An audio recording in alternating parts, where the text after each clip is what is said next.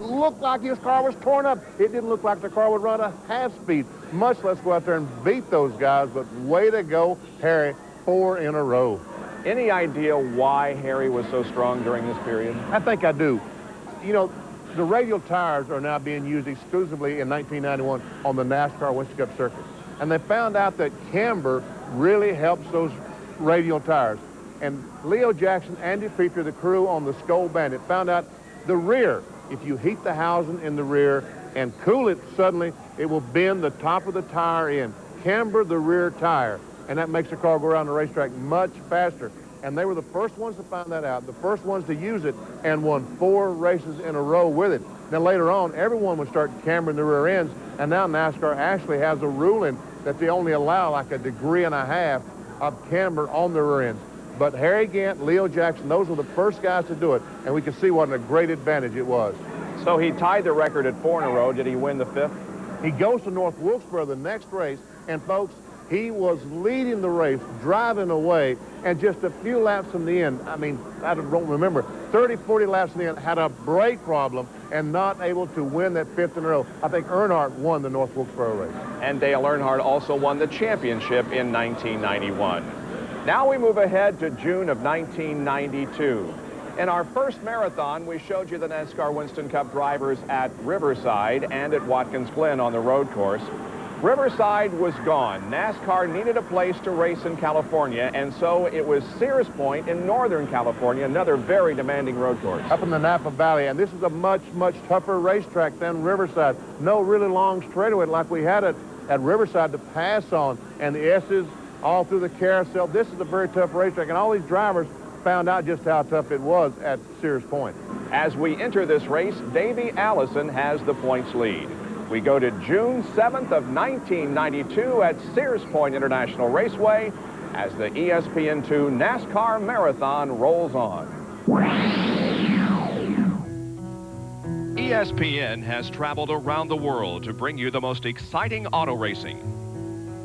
But nowhere is the setting more peaceful than in the Sonoma Valley of Northern California.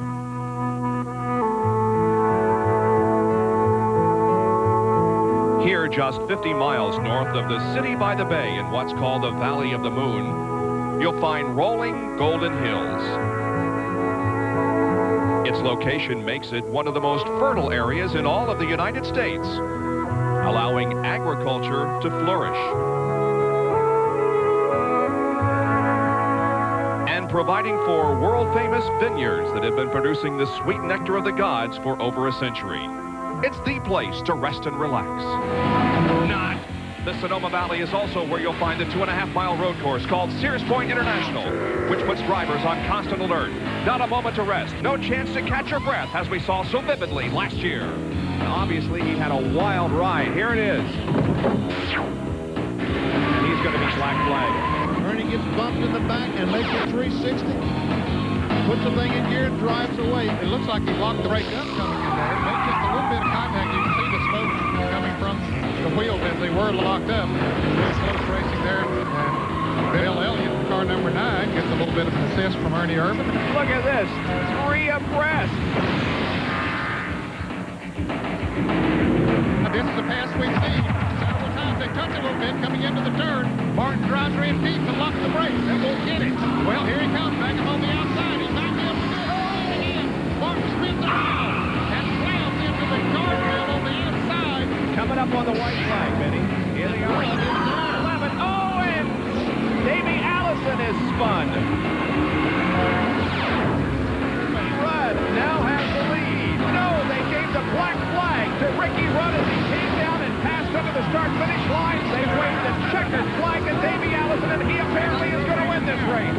Yeah. Relax, forget it.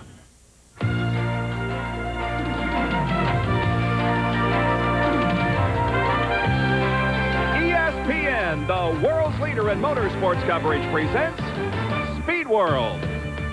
Today, live from Sears Point International Raceway near Sonoma, California, it's the Save Mart Supermarket's 300 NASCAR Winston Cup race. We had some fog in the Sonoma Valley earlier today. However, that's burned off, giving way to bright, sunshiny skies and a temperature in the 70s. A beautiful day for racing. And good afternoon, everybody. I'm Bob Jenkins. Welcome to Sears Point. It's been over a month since we televised the NASCAR race for you, and since then, a lot of things have changed. First of all, the Ford win streak has been brought to an end by Dale Earnhardt, who won at Charlotte, and then Harry Gant won last weekend in an Oldsmobile at Dover. But as we take a look at the quest for the Cup standing, here's one thing that hasn't changed. Davey Allison remains on top of the point standings. Gant is within 70, and look at this. Dale Earnhardt has moved all the way to third in points, less than 100 behind. Now, traditionally, Dale Earnhardt has a fast beginning and then slows down at this point of the season, but the trend has been reversed. He got off to a slow start, but is now really gaining the points as he seeks another Winston Cup championship. Now, when you think of road course racing, you basically think of two drivers, Rusty Wallace and Ricky Rudd. One of those guys has won the pole position for the third consecutive year here at Sears Point, and for more on that, here's Dr. Jerry Punch. Thank you, Bob. 3 poles, but only 1 win. And ironically, that win came in the year he did not win the pole back in '89. But last year, remember that final lap, that finish, spectacular Winston Cup road racing. And Ricky, after the frustrations of a year ago, does this place owe you one? Well, Jerry, I don't really feel like this place owes us anything. It's been very good to us. But, you know, I'm not real happy with the end results of last year's race. You know, we crossed the checker flag first, and thought that was supposed to be the signs that you were the race winner. Turns out that wasn't so. There was a ruling, and we got moved back to second. But track doesn't owe us anything. If we got a good car underneath of us today, these guys have worked real hard. We'll take it to the front. If not, we'll just do the best we can. What effect will the radials have on today's race? I think it's going to make a better race out of it. I think for sure the flat tire situation will probably not exist this time. That was probably the major factor that we had to try to race against, was the flat tires last time. We had 4 flat tires, and that was sort of how Davey Allison won the race last time. He was kind of back in the pack, and then everyone had flat tires. He did not. He got up front. I think now that just the good fast cars will work their way to the front. It'll be more of a typical Winston Cup type race. Pit strategy will play a big factor, but I think the flat tire situation hopefully will be over with. Typically, in Winston Cup racing on the road course, you look for Ricky or Rusty, but today there are some road racing specialists in the field, people like Herb Hare, Wally Dallenbach, and one driver who came within 3 laps of winning it a year ago, standing by with John Kernan. Well, Jerry, we were certainly happy to see Tommy Kendall back behind the wheel of the NASCAR Winston Cup stock car. Tommy, a horrific crash last year at Watkins Glen could have ended your racing career, but you're back now. How's the rehabilitation process going? Well, outside of the car, it's still ongoing. As far as once I'm in the car, though, I feel just like I did before, and I'm not aware of it until I go to get out. Last year, you came within 3 laps of winning. You had that little incident with Mark Martin, cut down a tire. That performance, is it on your mind as you get ready to start this race today? Not really, other than just the fact that I know I can run with all these guys. And, you know, I'm just thankful to Felix for really kind of spearheading this effort and putting it all together, you know. He's the one who got R.J. Reynolds and Save Mart involved, and Jimmy Means, and got the car from Rick Hendrick. So he's really the guy I'd like to thank for sticking with me. There you have it from Tommy Kendall, Bob. A lot of people involved in getting him back behind the wheel here on the Winston Cup Series, and he tells me that they've got this car really hooked up, so we'll watch for him to make a move today. All right, thanks, John. Well, as is tradition, when we come to a road course, Ned and Benny aren't with me. Ned is located up here in this tight hairpin, turn number 7. Ned, how is it out there? Oh, it's great, Bob. No question about it. They've even made us a little beach here that moves some sand out here. Now, that's not for the spectators playing. I don't think there's a lake within a half a mile of here, maybe several miles of here. But that sand was put there in case the drivers get off the course. It'll help to stop them, keep them from going up where the spectators are. And believe you me, there are a lot of drivers that get off course coming into turn 7. They are running a good speed before they start gearing down to get here. They gear down to 2nd gear, but if they overshoot it, they are going to be out here in the sand. It's very important to get set up to come off of this turn 7, to head down through the S's, to get a good speed. If you don't get good traction off here, you aren't going to get the speed you need down through the S's where Benny Parsons is. That's right, Ned. They come off turn 7 in 2nd gear, start through the S's. They shift into 3rd gear, play with the throttle and the brakes as they go through 8, 8A, 8B. And then as they come down into turn 9, they shift into 4th gear, about where I am. I've got to be running at least 100 miles an hour. Go down to turn 10, downshift to 3rd, turn 9 and 10 critical corners, because they got to get ready to get 11. That's the best place to pass on the racetrack. If you can get through 10 and outbrake someone, get inside them on 11, push them up out of the groove, you can take the spot away. And we talk about points. I'd hate to come to this racetrack trying to win a championship, because I just mentioned 14 corners. We call it 11-corner racetrack. There's 3A, there's 8A and B. That's 11 corners. They shift a dozen times a lap. That's 26 times. The driver has a chance to make a mistake. And then you throw 42 other cars on the racetrack, it's tough around this racetrack. All right, guys, enjoy the sunshine out there today while 43 drivers get set to challenge this 2.5-mile road course in the Save Mart Supermarkets 300. A great crowd on hand. As a matter of fact, we can look outside the racetrack, and traffic is still backed up for several miles. And we already have thousands of race fans that have gathered here in the beautiful sunshine, ready for exciting NASCAR Winston Cup racing. And there the grid begins to move away now for a couple of warm-up laps. And here is the die-hard starting lineup. Ricky Rudd is on the pole, his third straight here from Chesapeake, Virginia in the Tide Chevrolet. Second, Ernie Irvin from Modesto, California in the Kodak Film Chevrolet Lumina number 4. Second row, number 2, the Miller Genuine Draft Pontiac, driven by Rusty Wallace from St. Louis. Then the number 17 Western Auto Chevrolet, driven by Darrell Waltrip from Franklin, Tennessee. Row number 3, Bill Elliott from Dawsonville, Georgia, and the number 11 Budweiser Ford Thunderbird. And Terry Labonte outside from the Sunoco Oldsmobile Cutlass. He's from Corpus Christi, Texas. Row number 4, it's Alan Kowicki in the Hooters Ford number 7, and Mark Martin from Batesville, Arkansas in the Valvoline Ford Thunderbird. Row number 5, road racing specialist Wally Dallenbach from New Brunswick, New Jersey in the Keystone Beer Ford Thunderbird, and Davey Allison, the defending champion in the Texaco Haviland Ford Thunderbird number 28. Sixth row, Sterling Marlin in the Maxwell House Ford Thunderbird, and starting in 12th position is Dale Earnhardt in the GM Goodwrench Chevrolet number 3. Seventh row, Ken Schrader from the Kodak Chevrolet Lumina, and Tommy Kendall from the La Canada, California in the Means Racing Chevrolet. Row number 8, it's Jeff Bodine and Brett Bodine, the Bodine brothers starting side by side. The 9th row, Ron Hornaday Jr. and Irv Hare. 10th row, Kyle Petty and Derek Cope. The 11th row, Morgan Shepherd and Jimmy Hensley, and we take a look at the rest of the starting lineup. And gentlemen, you've got a beautiful day to stand out and watch some racing out there where you are. How about it, Ned? Oh, there's no question about it, Bob. And the hills are filled with people out here as they anticipate these 3,500-pound cars come barreling into these turns. It's a sight to see. It's something different than they normally see, these Winston Cup cars. And I'll tell you, it is something I look forward to each year. Well, Bob, you realize the problem I have with the top of my head. There's no hair, though, so I had to find me some shade. I'm under a camera platform, but I'm high and dry, and the fans are feeding me well. I had a feeling you'd be in the shade and looking for food. Well, this is one of 2 road courses that the NASCAR Winston Cup drivers compete on. Here's a description with Ned and Benny.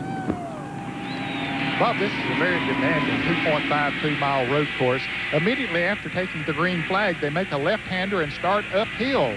Now, they're in 4th gear until they get to turn 2, and then they get down into 3rd gear. This is a trouble spot on the track. This is where Richard Petty went off last year. We see a lot of action in this part of the racetrack. Now, watch the foot action of the driver as he works the accelerator, the brakes, and the clutch as he changes gears and heading on up the hill, up towards turn 4. He'll get down into 2nd gear in this part of the racetrack, accelerate heavy into turn 5, then down into 3rd gear, working the brakes a little bit, and then heading into the carousel. That'll be turn 6. And then he heads out of the carousel towards me. I'm working in turn 7, and he heads directly at me, so we'll be calling the action from here today. And they get down into 2nd gear here. Very important to get into this turn right. It's an off-camber turn, very easy to get off the racetrack. We see a lot of cars get off the racetrack here, but getting yourself set up to get off of this turn and head into the S's is super important as they head towards Benny Parsons. That was turn 8, turn 8A. 8B, we see him playing with the gas, playing with the brake. You can't run wide open through here as he goes through turn 9. There's my position as he goes right by me towards turn 10. Heavy on the brakes. He's got to get through this corner well because how he gets through 10 determines how he's going to get through 11. Here's where he needs to pass to get inside someone, get position, and root them up out of the groove as he goes through turn 11. Hard on the brakes into 2nd gear. Now he comes off the corner, accelerating as hard as he can in the 3rd gear. And now 4th gear as he goes across the start-finish line like Nate Jarrett said. There's Sears Point International Raceway. Pole speed was 90.985. The time 1 minute 39.709. We'll go 74 laps this afternoon, and the field is separated by a little more than 7 miles an hour. The green flag is 1 lap away. We'll be right back.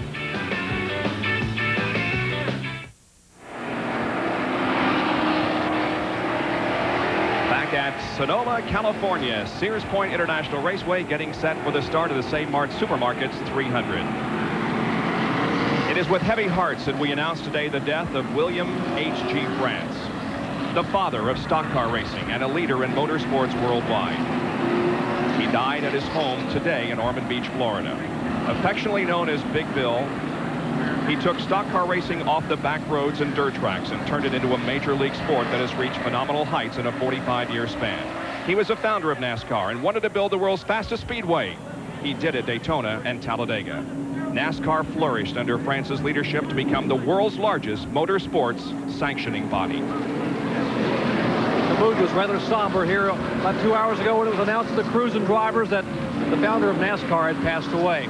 A man whose determination, charisma, and personality have built this sport we all have grown to know and love to the heights it is today is gone. But to a man, the drivers and crews are determined to go out today and put on the kind of show that would have made Big Bill proud. Bill France was 82 years of age. And in his honor, we'd like to spend the next few moments in silence, just watching and listening to stock car racing that he and we love so much.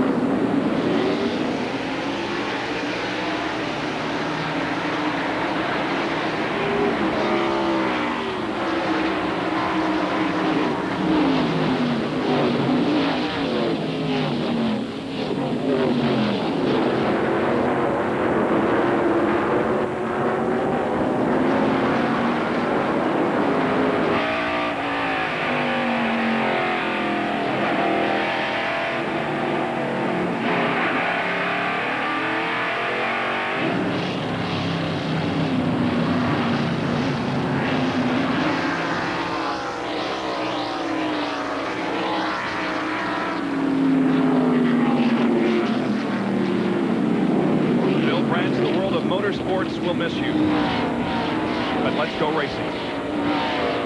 And Ernie Irvan leads Ricky Rudd as they head down to Ned for the first time in turn 7. And he makes a good line into here, but Rudd coming in on the inside trying to make a pass. But Ernie Irvan might have a problem. He might have jumped Ricky Rudd on the start. Here they come towards me. Ernie still leading. Rudd, Rusty Wallace, Darrell Walter, Bill Elliott, also Terry Labonte. Down towards turn 10. And let's see if Ernie Irvan's going to go in the pit this time. You got him. Well, it was obvious that he was well out in front of the rest of the pack, including the pole sitter Ricky Rudd. And yes, indeed, the number 4 Kodak Film Chevrolet comes in for a pit stop. This is a stop and go for Ernie Irvan, Jerry. Indeed, remember 35 miles per hour on pit road, and that is a killer for Ernie Irvan. He will not lose a lap, but he will lose a lot of valuable time on the racetrack as the Morgan McClure team, Tony Glover and crew, wait for Ernie Irvan to bring the car down pit road. They are trying to talk to Ernie, trying to keep him cool, saying, don't worry about it. Those things happen. They're going to put some gas in the car. When the car stops, they get the gas can in. He might as well, while you're here, you're at the tail end of the field, and now he's away, headed back to turn 1. Yeah, the final car goes by him. He now drops in at the tail of the field. Ernie Irvan jumped the start, was black flagged, and now has to go to the end of the field. Ricky Rudd leading Rusty Wallace, and look who's up front, everybody. It's the 2 guys that we talked about as being the road racing specialist among the regular NASCAR Winston Cup competitors. Rudd in the lead in the Tide Chevrolet, and right behind him, carrying our Armor All camera, is Rusty Wallace as they once again go down that straightaway and head for turn 7. And Rusty really drives hard into this turn. Bob trying to make up that little bit of difference that is there, but he's not able to do much with Rudd. The only car that might be in front of or behind Ernie Irvan would be Jimmy Hensley, who was stopped when the green flag dropped, but he is back out on the track and in the lead lap. Rudd still has about that 3-car advantage. So far, Bob, everybody getting through the S's in turn 9, no problem. And let's get an explanation of what the problem was on Jimmy Hensley's number 61 from John Curtis. Bob, Bob, a very unfortunate happening. As they came around on the first pace lap, Hensley's engine shut off. It acted like it wasn't getting any fuel, or inadvertently, like a fuel line was blocked. They checked that when they came into the pits. That wasn't the problem. They checked under the hood for possibly a few of the spark plug wires off. That wasn't the problem. When it turned out to be a switch on the ignition, it was bad, so they had to pull it out and wire it directly together. They fired it up, and he managed to stay on the lead lap. So Jimmy Hensley right now looking to find a caution. Yeah, Hensley in the 66 car is all by himself out there, running well behind the rest of the field. As you can see, it moves up through turn number 4. There is Mark Martin in the Valvoline Ford, car number 6.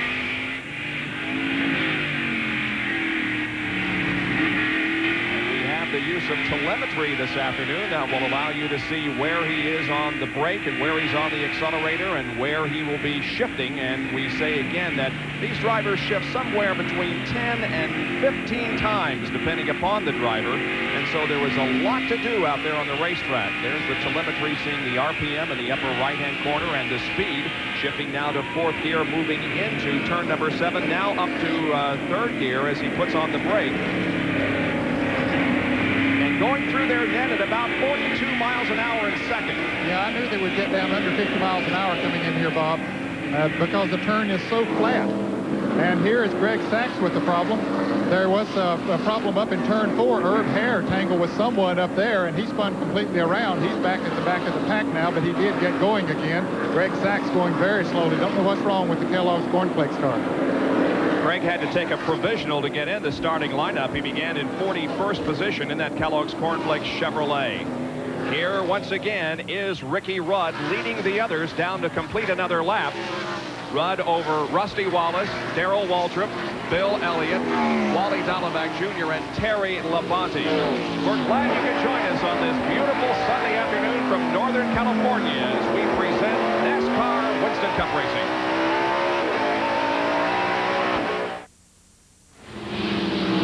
Bob Jenkins, Ned Jarrett, Benny Parsons, Dr. Jerry Punch, and John Kernan back at Sears Point International Raceway and NASCAR Stock Car Racing. Being led by Ricky Rudd, then Rusty Wallace, and then 3rd, 4th, and 5th right here. That is Darrell Waltrip, and a close battle for 4th position as Wally Dallenbach Jr. in car number 16 tries to take the spot away from Bill Elliott. Here's a guy that has competed here many times in Trans Am and SCCA racing, Wally Dallenbach Jr. He came here with the greatest confidence that if he had a chance to win any race this year, it would be here at Sears Point. Bob, he's looked pretty impressive. He started in 9th position, has moved up to 5th, and really is working on Bill Elliott there now as they head up here into turn 7. Let's see, Darrell Waltrip goes to the inside. Bill Elliott goes high, and here Dallenbach tries to get on the inside, but I don't think that's the line he needs coming off of that turn. Nope, won't work for him. For more on Dallenbach, let's go to the pits and Jerry Punch. You guys are right about Dallenbach taking to this road course. You know, in Trans Am competition and IMSA GTO competition, he had 3 wins here and at least a half a dozen second-place finishes. He said, I love this place. This is my kind of racetrack. I've been struggling all year trying to get accustomed to those oval tracks in a stock car, but today it's my turn to shine. And guys, early on, he's shining. He sure is. During his Trans Am and his IMSA Camel GTO days, he ran here at Sears Point at least 10 times, and he won on 3 different occasions. Getting a little high coming out of turn number 11 that time, almost scraping the wall with the left side of the race car. Continuing to run in 5th position right behind Bill Elliott and Darrell Waltrip. Terry Labonte, oh, and a spin. That is number 37, Rick Corelli. Regular on the Southwest Tour Series. Bobby came off turn 8B, I call it, lost the back end, made a 360, got the thing in gear, shoved off, no problem. He was one of those who competed yesterday in the Southwest Tour race here at Sears Point, and here's a look at it, Benny. Yeah, we can see he's already lost the back end. That's the 360 I was talking about, and fortunately he went down in the dirt instead of back across the racetrack in front of those 2 cars. That's right in front of you, isn't it, pretty much? Exactly right in front of me. What a seat I had that time. There's Corelli. He's back going again. And right now shown in 36th position. Now this great battle continues to heat up, and 3rd, 4th, and 5th are just running together like they're tied together, and also Terry Labonte in 6th position. Well, he's another good road racer, Bob. believe that Dallenbach might could go on if he could get by Bill Elliott and Darrell Waltrip. Now he has dropped back a little bit, but having a great race. We've got some heavy smoke out of Darrell Waltrip's car as he came by me just a moment ago. I don't know if it was car smoke as it came through the corner or what exactly it was. We'll check it out later. We'll watch for that here. See if it's evident in turn number 11. Don't really see very much. Elliott tries to get to the inside of Darrell Waltrip coming off turn number 11. Can't do it. And so they continue to run in that formation.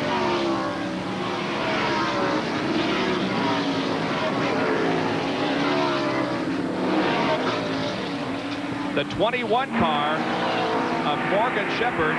Some smoke coming from that car, and he is headed for his pit. Morgan Shepherd in the Citgo Ford. Wood Brothers prepared car. They're going to raise the hood on it as they put some fuel in it, just in case he's able to get back in competition. And now we bring you our first Napa Field summary of the day. This is our indication to you where your favorite driver is running, and we try to do that about every 10 minutes during the course of the race. They put the hood down on the 21 car. Now he'll show up here in our serial scoring, but of course he isn't in the position that he is shown because he has come into the pits. This is the way they were running on the last lap. Shepherd moves back out onto the racetrack. There he was. He was in 18th position on the previous lap, but now of course drops back to near the tail of the field as we watch Ricky Rudd continue to lead this race with Wallace running in second. And here's a battle as the 25 car of Ken Schrader. The 44 machine gets its wheels off. That is Jack Sellers. Its left wheels off the racetrack there in turn number 7. Jack had gone a lap down, I believe, Bob, and was just trying to give room to the faster cars as they come around. They just went by me, turn 9 down towards turn 10. There's Kyle Petty. Schrader trying to catch him with Ron Hornaday. What a great run he's having after that victory he had yesterday in the GM Goodwrench 200 Southwest Tour race we had here on ESPN yesterday. Did he win that, or did John Cox win that race? Oh, he ran second, didn't he? That's what I thought. Yeah, Hornaday was second, and obviously has a good run going here this afternoon in the Winston Cup race. Morgan Shepherd is back on the racetrack. Citgo Ford seems to be running pretty good as he goes through turn 7. He's at least a half a lap behind the leaders. Here comes Kyle Petty and Ken Schrader. That is 13th and 14th. Schrader in 14th position right now in the Kodiak Chevrolet car number 25. We go inside the Valvoline Ford of Mark Martin and take a lap around Sears Point with the telemetry. Now watch the upper right corner of your screen for the footwork, the dance that Mark does. This is turn 6. He's coming out of turn 6 in third gear, accelerating up towards Ned Jarrett. And he changes, he gets down into third, then into second gear as he heads into this flat turn. And Terry Labonte right in front of him blocks the brakes, but he gets slowed down okay. And Mark then accelerates very gingerly off of this turn and then goes into third. And he'll quickly go into fourth. A little bit of break there as he goes into turn 8, then headed towards you. I was kind of interested to see how fast these guys are going as they go right by me. 112 miles an hour as he went by me in fourth gear. Now as he goes into turn 10, he brakes, still in fourth gear, goes through 10 in fourth gear. That's kind of a surprise to me as he goes down into turn 11. Hard on the brake. Now he'll shift up into third and then back to second as he goes through turn 11, accelerating off this corner, back towards the start-finish line. Back to, I saw 62 miles an hour. I saw 8,600 RPM for just a moment there, Bob. Yeah, it looks like the speed on this racetrack varies from around 133, maybe 140 miles an hour, down to, of course, around 35 or so as they break for corner number 11. Mark Martin is running in 7th position at the end of 7 laps in the 74-lap race. 187 miles, 300 kilometers. The pole sitter, Ricky Rudd, is leading this race, and Preston Wallace is running in second spot. Back after this.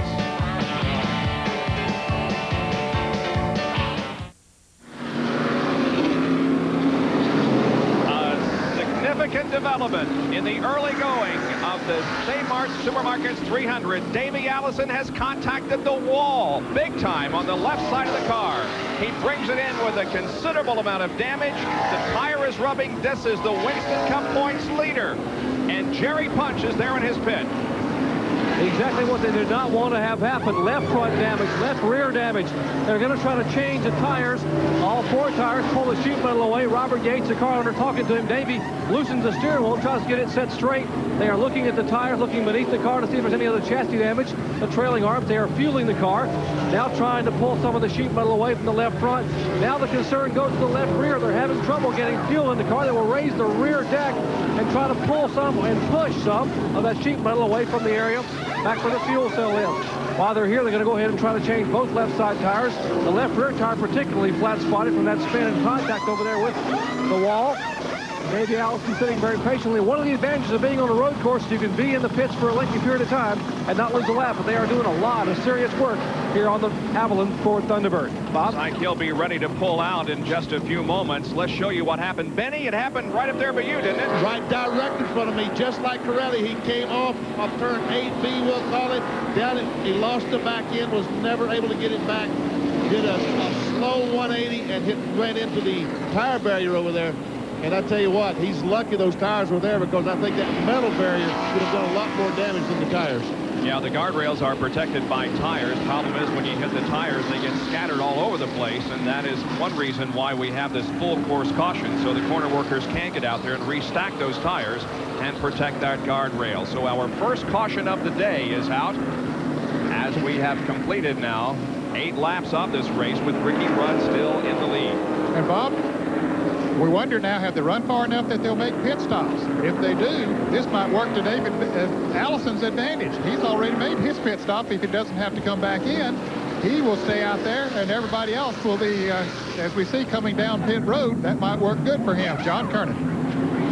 Then I'm in Darrell Walters' pit. He's 3rd in line, but he's got the first pit stall. Darrell will pull the Western Auto Chevrolet in. Jeff Hammond and crew swing around to work. It will be a 4-tire change. Darrell saying, give me a drink of water, give me a drink of water. He's already feeling the effects of the heat inside the car. Gasoline tank already full. Right side going on. Jeff Hammond swings the jack around to the left side, and they will go on left side. Now let's go down to Ricky Rudd's pit and Jerry Punch. Likewise, down here, Ricky Rudd's Tide crew going to work. They will change 4 tires, as will the Goodrich crew of Earnhardt, the Sunoco crew of Terry Labonte. Pit road, a very, very busy place. The crew's wanting to come in and get these brand new radial tires off the car. You see Earnhardt in front, Labonte behind, Rudd, the leader before this, in the middle. And there is 23.8 seconds as Ricky Rudd's Tide Chevrolet heads back to turn 1. Darrell Waltrip, Dale Earnhardt, as they all go hustling back to turn 1.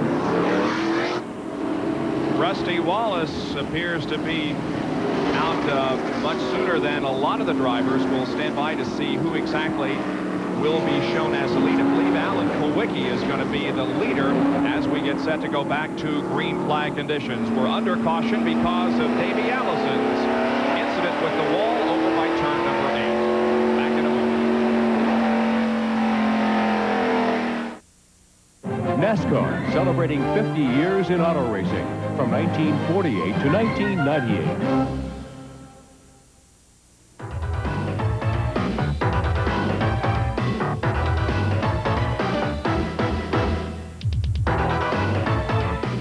Track facts are brought to you by Quaker State. The Big Q is one tough motor oil. Well, we all know that drivers train in various different ways. Now, Brett Bodine has kindly consented to let us eavesdrop on one of his sessions. Brett, so you train in here? Yeah, let's take a look, Jerry. Okay, great. Jerry, come on in here and join me for a minute. I got something I want to show you. Well, this is lovely here in the office of the Quaker State truck, computer, television, all the comforts. I got a little movie here I want you to see. All right, I love movies. What, Days of Thunder? No, something a little better than that. Oh. This is a tape off your ESPN coverage of Sears Point on Tommy Kendall's car. You know, drivers prepare for the races in a lot of different ways. One way that I like to prepare is watch the videotapes from a previous race at that racetrack. That way I can kind of learn the line and maybe pick up on a tip that I missed when I was there practicing and racing the last time. So you guys basically record the in-car camera and watch the footwork of some of the road racing experts, and no wonder you've gotten so good on these road courses so quickly. Just another way to try to make yourself better throughout the season in each and every racetrack. Well, this is wonderful. Hey, pass the popcorn. I like bud. movies. Here we go. Let's watch this thing.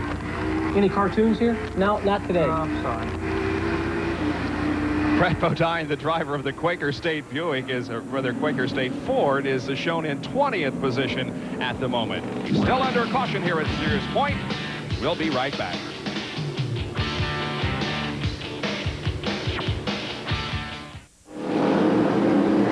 Field has just taken the green flag to resume this Winston Cup race, and out front is Alan Kulwicki. There were some cars that did not pit during that first caution period. Alan Kulwicki did not. John Kernan, why not?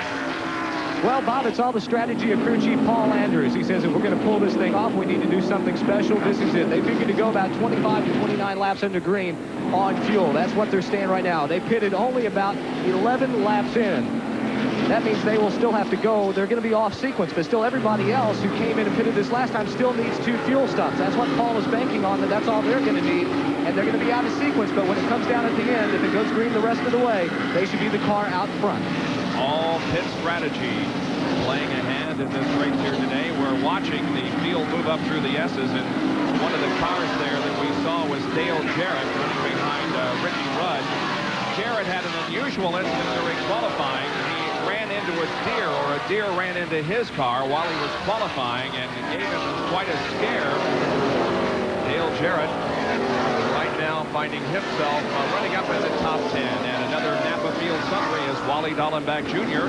goes to the inside of the number 60 car driven by Mike Chase, Terry Labonte, and Kyle Petty-Dew also.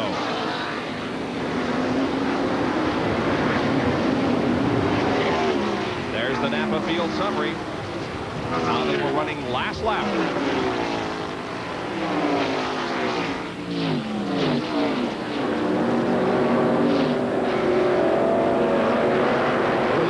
Struggle right now, Bob. All these slower cars mixed in with the fast cars. We're trying to get to these very tight corners. It is a struggle up in turn 3, 3A. We're going down the hill towards turn 4. And we see Mart trying to get on the inside of Kyle Petty. He's trying to get on the inside of another car. This is turn 5. We're seeing the cars make the right-hander. There goes Kyle Petty by Mike Chase. Up over the hill into the carousel, turn 6. They were able to run through there side by side. There is Martin and Jeff Bodine side by side. Brett Bodine right in there as well. Alan Kulwicki still leads coming into turn 7 here, but you're right, a lot of scrambling back in the field as they jockey for those positions. Well, Rusty Wallace has now moved up into 2nd position, passing Harry Gant. The leader continues to be Alan Kulwicki, and his best road course finish was 6th in the 12 road course events that he's competed in. And I tell you what, Bob, Rusty Wallace right now has a pretty good jump on Ricky Rudd. And we know Rusty Wallace is a great road racer. I know Rudd certainly doesn't want for him to get this far away. And Rusty was on pins and needles in the garage area today, looking over the car, very nervously trying to assess his chances of winning here today. And I think they're very good. He's now within about 3 car lengths of Alan Kulwicki. As you can see, Wallace shifting, going uphill. What did he gain on Kulwicki going into turn 2? As he downshifted the second, he closed right up on the back bumper into turn 3 again on the back bumper. 3A back to the right and downhill. He looks on the inside. Can he make the pass? Let's see. It looks like he's going to be able to. Yes, indeed. Rusty Wallace making the pass in a place you don't normally think as a good passing zone, Ned. Well, I think the new tires helped him considerably, Bob. He has 4 new tires on. Kulwicki stayed out as we documented. Didn't take on any tires or gas, and evidently the new tires make quite a difference here now. Rusty's been able to pull away. Now he's separating himself now from Alan Kulwicki as they come off of turn number 6 and down the long straightaway, headed for turn 7 again. And Rusty knows how to negotiate this turn. He comes in a little wide and then dips her down to the inside. Gets good traction off the turn with those new tires. Kulwicki, meanwhile, his car pushed out just a little bit coming off that turn. That cost him a little bit more time. Here comes Rusty Wallace right towards me, having the time of his life, leading the race, going through the S's. A right-hander. There comes Rusty right by me, Alan Kulwicki. All these fellas doing very well. And Davey Allison looked like he might be a little off the pace. The last time I watched Davey come through here, like he might be a little bit slower than before. We might check to see if he has some damage to that car that we can't see, guys. He just left my position here, Benny. He's passing some of the cars in the back, but I'm not sure that car is running as good as it was earlier. Here's Darrell Walter making a move on Dale Jarrett. And now Wally Dahlbeck Jr. is right behind Dale Jarrett as they move across the start-finish line once again and complete lap number 16 of 74. I believe Dale Jarrett only took on 2 tires, Bob, during that stop. He got out pretty quick. He was running in 18th position and came out in 7th position, even though I'm sure Jimmy Makar and the crew made a good pit stop, but it's hard to imagine they could have picked up that many position changing all 4 tires. Wally Dahlbeck Jr. moving to 8th position.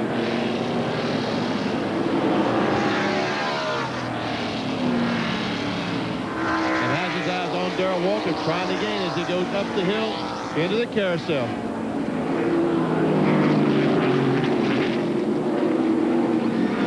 There's Davey Allison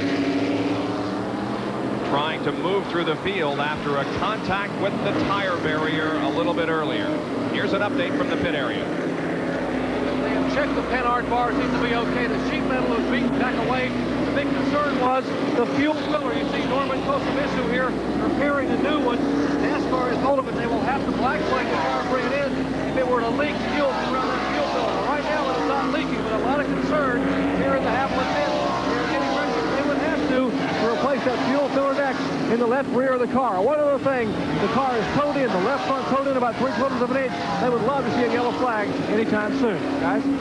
Davey Allison is in 38th position right now, and this could definitely shake up the point situation. Davey coming into this event 70 markers ahead of Harry Gant and only 99 ahead of Dale Earnhardt, and really the top 5 separated by only 130 points. There's the leader, Rusty Wallace, who won here at Sears Point back in 1990, and until last year he and Rudd dominated road course racing. Alan Kulwicki there at number 7, and Bill Elliott at number 11, who's having a great run. He really is, Bob. He came out of the pits in the 8th position and now has moved up to 3rd, so the Budweiser Ford is on the move. 2nd, 3rd, and 4th right there. Alan Kulwicki, Bill Elliott, and here comes the pole sitter Ricky Rudd, who, by the way, is eligible for $45,600 in Unocal bonus money if he can win this race. I tell you, we talked about Rusty Wallace and Ricky Rudd. Bill Elliott's no slouch when he comes to road courses. He, in my opinion, is one of the best road racers we have in Winston Cup racing. Well, didn't he win his first ever Winston Cup race in Riverside, California? Exactly, 1983, Ned. Who did he pass on that last turn coming out of the turn? Some guy named Parsons, I think it was. I remember that, Ned. No, you wouldn't allow that to happen, would you, Benny? I didn't want it to happen, but it happened anyway.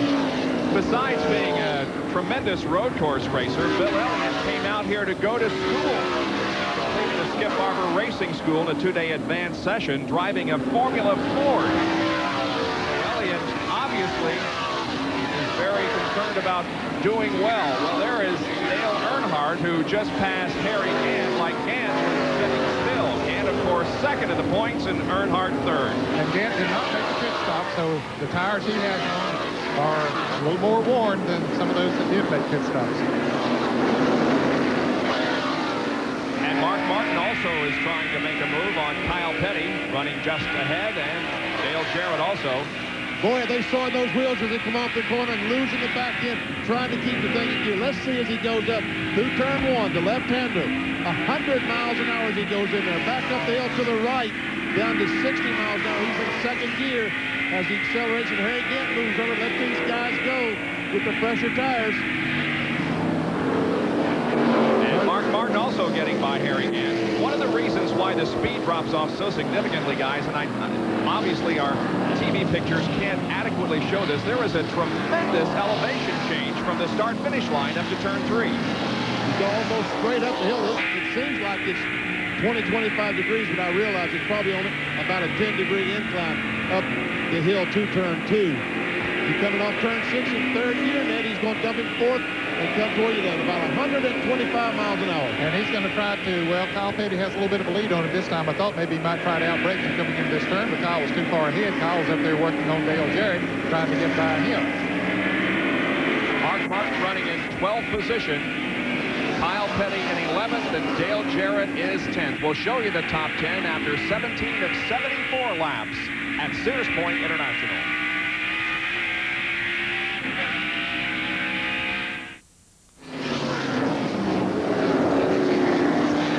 Wallace in the Miller Genuine Draft Pontiac leads the Save Mart Supermarkets 300-kilometer NASCAR Winston Cup race at Sears Point International Raceway.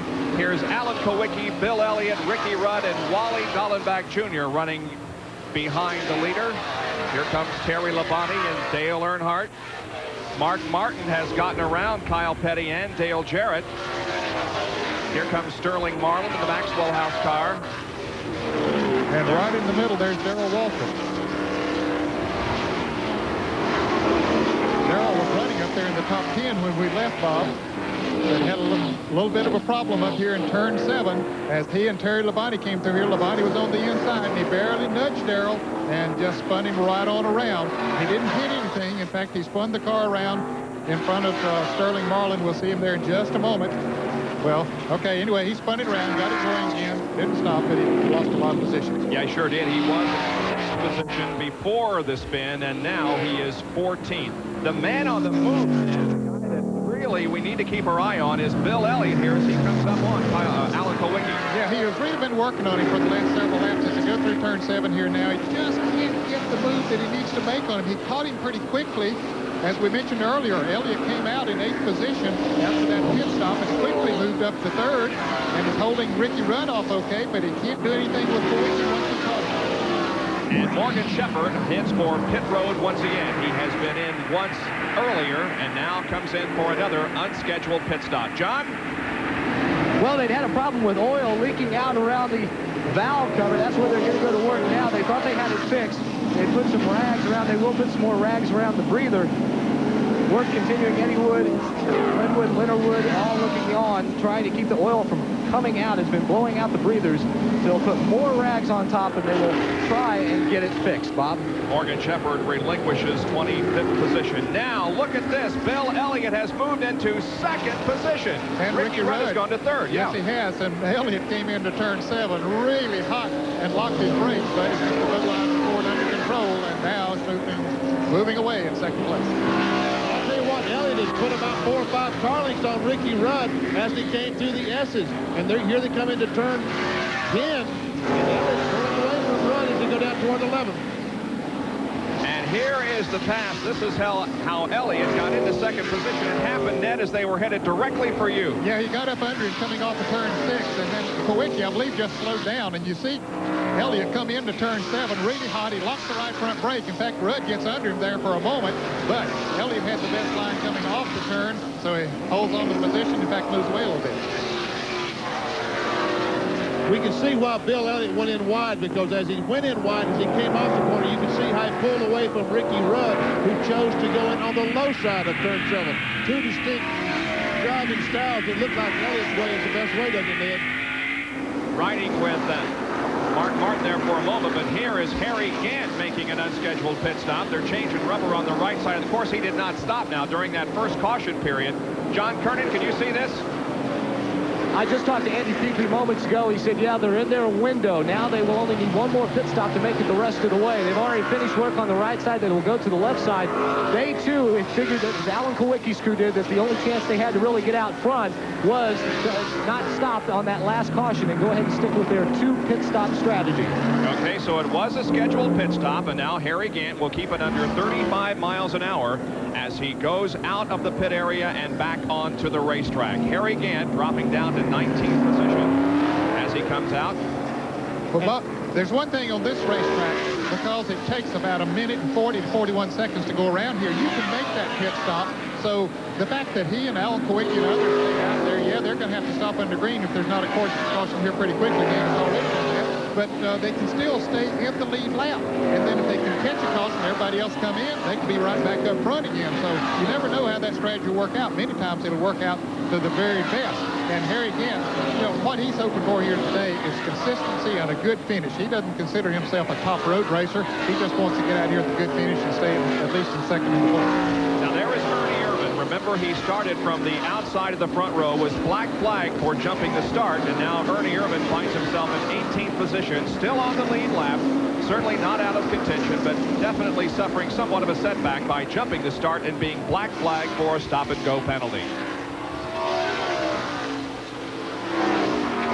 And that's something we don't see very much. I don't really know exactly what happened in that deal, because very seldom do we see the outside pole man jump the pole sitter in Winston Cup racing. There's the interval between first and second. There's third place Ricky Rudd, and running in fourth place now is Wally Dallenbach Jr. as the young driver from Colorado continues to have an excellent race in the Keystone Beer car. That car, of course, prepared by Jack Roush.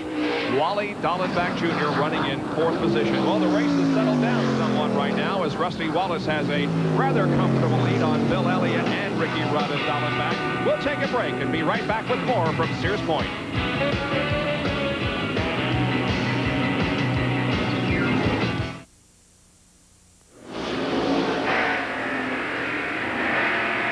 A look at Rusty Wallace, who is leading this NASCAR Winston Cup race here at Sears Point International. Going into today's race, he had led 45% of the laps at Sears Point. I mentioned earlier how intense he was in the garage area this morning, looking around the car, mentally getting himself prepared for this event. He comes into this race 12th in the point standings. He knows that he can make a significant jump if he does well here today, and he is doing well here today so far. That's a great shot as we see Rusty Wallace shifting the car, second gear, third gear. Now he's down in turn 11. He's in second gear. He'll accelerate off this corner. But as we watch Rusty Wallace, guys, Wally Dallenbach is coming. Oh, and Wally gets a little bit sideways as he came off of corner number 11. But you think still he heard me? Maintains that fourth position. Yeah, he may have heard you, Benny. There he is. Back still running fourth, but now a little bit of racetrack between himself and the third place car driven by Ricky Rudd. Another Napa Field summary for you. Look for your favorite driver. This is how they were running last time around.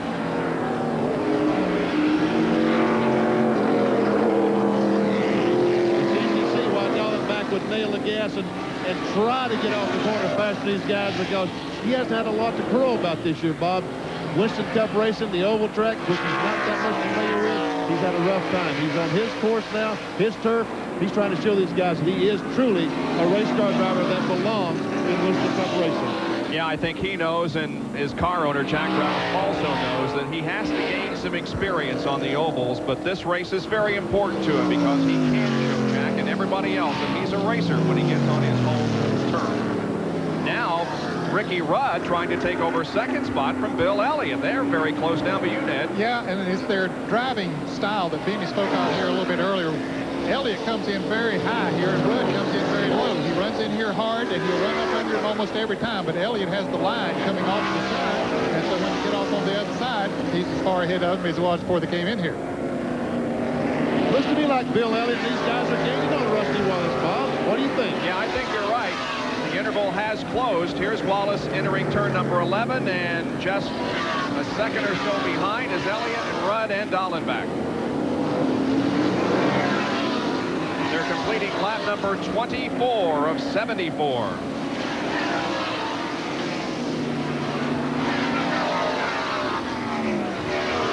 Rusty makes that left-hander going up the hill. That's turn one, you see it. Now these guys going turn two. Accelerate up into turn three.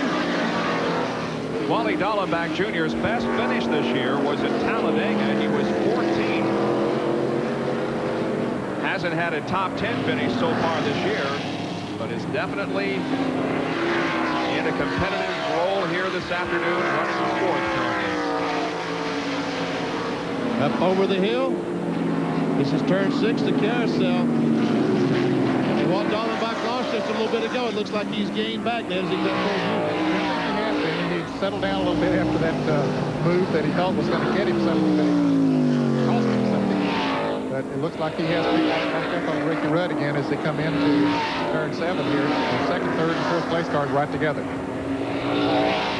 Alan Kulwicki, we understand, may be making a pit stop next time around. He, of course, did not pit during that first caution period we had. The same situation that Harry Gant was in. Bob, one thing he does not want to do is run out of gas on this racetrack because you can't coast back. Well, here's the car number 60 that is spun around here right in front of us. Now, there's caution in this turn, but that's not a full course caution as yet, Bob. Well, that, of course, is Mike Chase, car number 60, and here's a replay of what happened then. Well, Kyle Petty was under him, and there's Sterling Marlin. I don't think he knew that Marlin was under him. Marlin clips him a little bit and spins him right around. Okay, the flag, yellow flag still waving in this corner. But it is here too, Ned. Okay. Yep, overall caution. The yellow flag being displayed by Doyle Ford. This will close up the field and definitely give Alan Kulwicki somewhat of a break because he'll now be able to pit under caution. It's our second of the day here at Sears Point. We'll be back with more live action after this.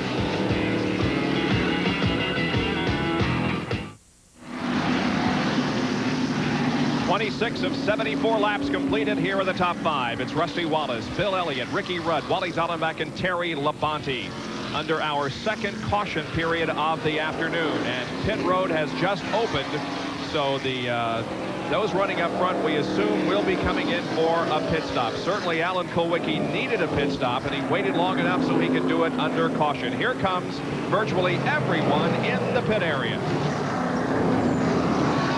I'm sure Harry Gant will stay out there. Harry Gant will stay out there, probably leading the race. As he come down pit road, following the leader, Rusty Wallace.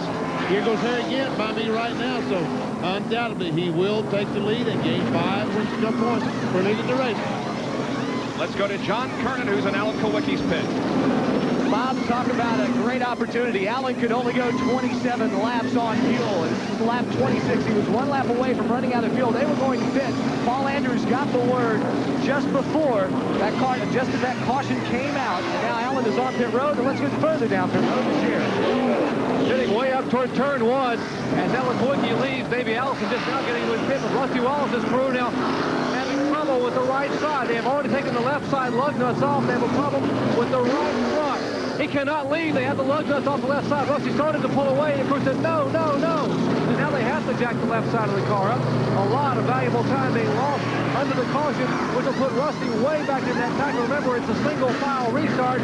Now finally left side lug nuts are on, but he cannot get out. The car in front of him with the right clock. Now Rusty slides, spins it in gear, and finally will be able to make his way out of pit road. A 52-second pit stop for Rusty Wallace, and you can see the displeasure as he had an inordinately long pit stop that cost him valuable positions on the racetrack. And boy, that track position is so important, Bob, at every racetrack, but nowhere is it more important than here at Sears Point or on a road course.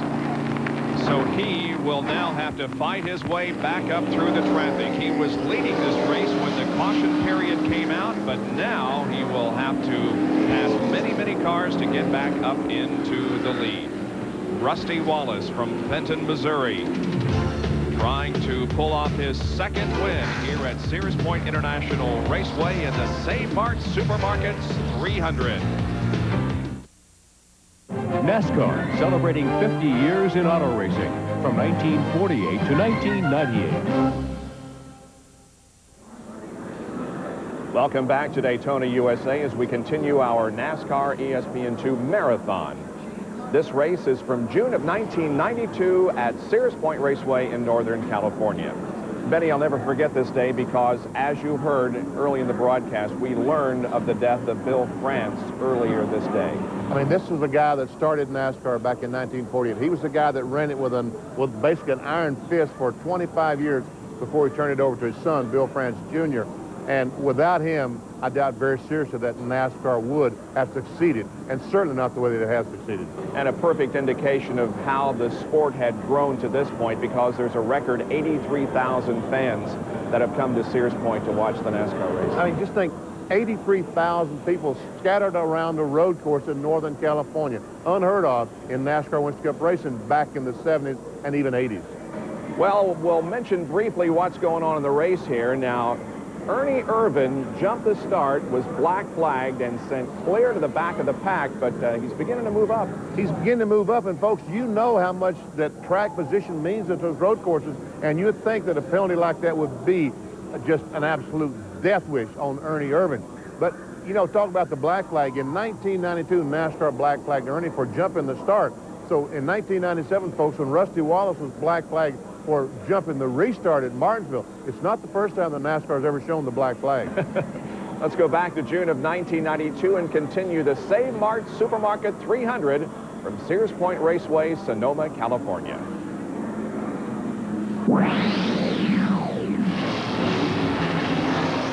We're back at Sonoma, California, Sears Point International Raceway, and the St. Mark's Supermarkets 300 NASCAR Winston Cup race. The leader right now is Harry Gant in car number 33. Second in line, Ron Hornaday. And number 92 is the car up front, but he is now back on the tail end of the lead lap. Now here comes the pass, and Elliott is going to go to the front. Oh, Ned! Hornaday locks the brakes coming in here, and he's out in the beach that I spoke of here earlier. He gets back on track now, pulls back in front of some cars, and heads on the way. Now we're going to see how good Bill Elliott is, as he now has the lead. Terry Labonte right behind him, Ricky Rudd. We've got three great road racers. Who has the best race car? If Bill Elliott can get back to the front, he'll get 5 bonus points for leading this race. And Davey Allison, the current Winston Cup point leader, is not going to win any bonus points for leading today, Bob. That's for sure. Here is Labonte now trying to sneak inside of Bill Elliott, but Elliott holds off Labonte's challenge, and also Rudd and Mark Martin. Dale Jarrett has spun in turn number 11. His car is on the inside of the track, off the track itself. Looks like he's just waiting for a spot in the traffic that he can get going again. And again, you just lose valuable positions as you sit there. Here it is again, and he may have gotten some help from Brett Bodine. I think Dale ran in on Darrell Waltrip there, and Brett then ran in on Dale and tapped him just a little bit. Jarrett loses some valuable positions. Here is the guy that you know is trying as hard as he can to pass some traffic. This is Rusty Wallace after a very lengthy pit stop and a loss of those positions. Here's Jerry. And the problems may not be over yet for Rusty Wallace and the Miller Genuine Draft crew. They never got to change the right front tire. We could not see from this side of the wall that Bill Wilburn was trying to get the lug nuts off. Only one lug nut would come off. The other ones were frozen on the studs. They left the right front tire on. It's the same right front tire that's been on there since lap 10. So Rusty only has 3 fresh tires, but make no difference. He's still doing the best he can to get that car back toward the front. Running side by side with Jeff Bodine. That is 17th position. Rusty now in 17th spot. There he passes Ron Hornaday Jr. He goes right by me, Bob, and you're right. He's trying as hard as he possibly can. And the front tire might not be, all the tires are important, but here the rear tires are the most important 2 tires on the racetrack. Driving like a man possessed, shifting down to second gear to go into turn number 11.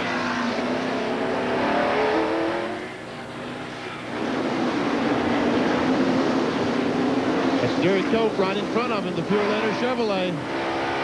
So Rusty's got that going now. We can see the frustration when he started pounding the steering wheel with his fist. I think that said it all. Yeah, I think that pretty much expressed his feelings at the moment.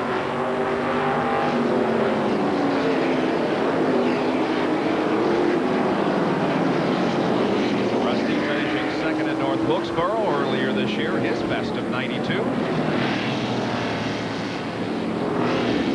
Until last year, he and Rudd virtually dominated the road course races. In Watkins Glen, Rusty won in 89 and 87, won here in 1990. Of course, Rudd and Wallace's dynasty was broken last year when Allison won here and Ernie Irvin won in Watkins Glen. While Bill Elliott, Terry Labonte, Ricky Rudd, and Mark Martin run up front, the man on the move is right there, Ernie Irvin. Yeah, he has come back up through the pack. Remember, he went to the rear of the field when he was black flagged for jumping the start of the race and has worked his way back up through there and definitely is on the move for that Chevrolet. Oh! And here's Wally Dallenbach in turn 7 down on the inside, Bob. That car might be hung up on the tires. It looks like the back end perhaps has the wheels off the ground. He's probably spinning the wheels, but it won't go anywhere. Yeah, you see those wheels spinning. There's no rubber to the ground. And the full yellow is coming out, not just in that section of the racetrack, but overall. And there goes the optimism of Wally Dallenbach. Let's see if we can see. He was right in. Doesn't look like he got hit by anybody. No, I don't think he did. I think he just spun around as he started off of there, Bob. Well, guys, I saw him up in turn 3 coming down. I can see turn 3 from my vantage point, and it looked like he got the car a little bit loose up in turn 3 before he got to you, Ned. As you can see, he is high-centered, and those rear wheels aren't making contact with the grass, and so he just sits there and will until somebody comes to his rescue. We'll be right back.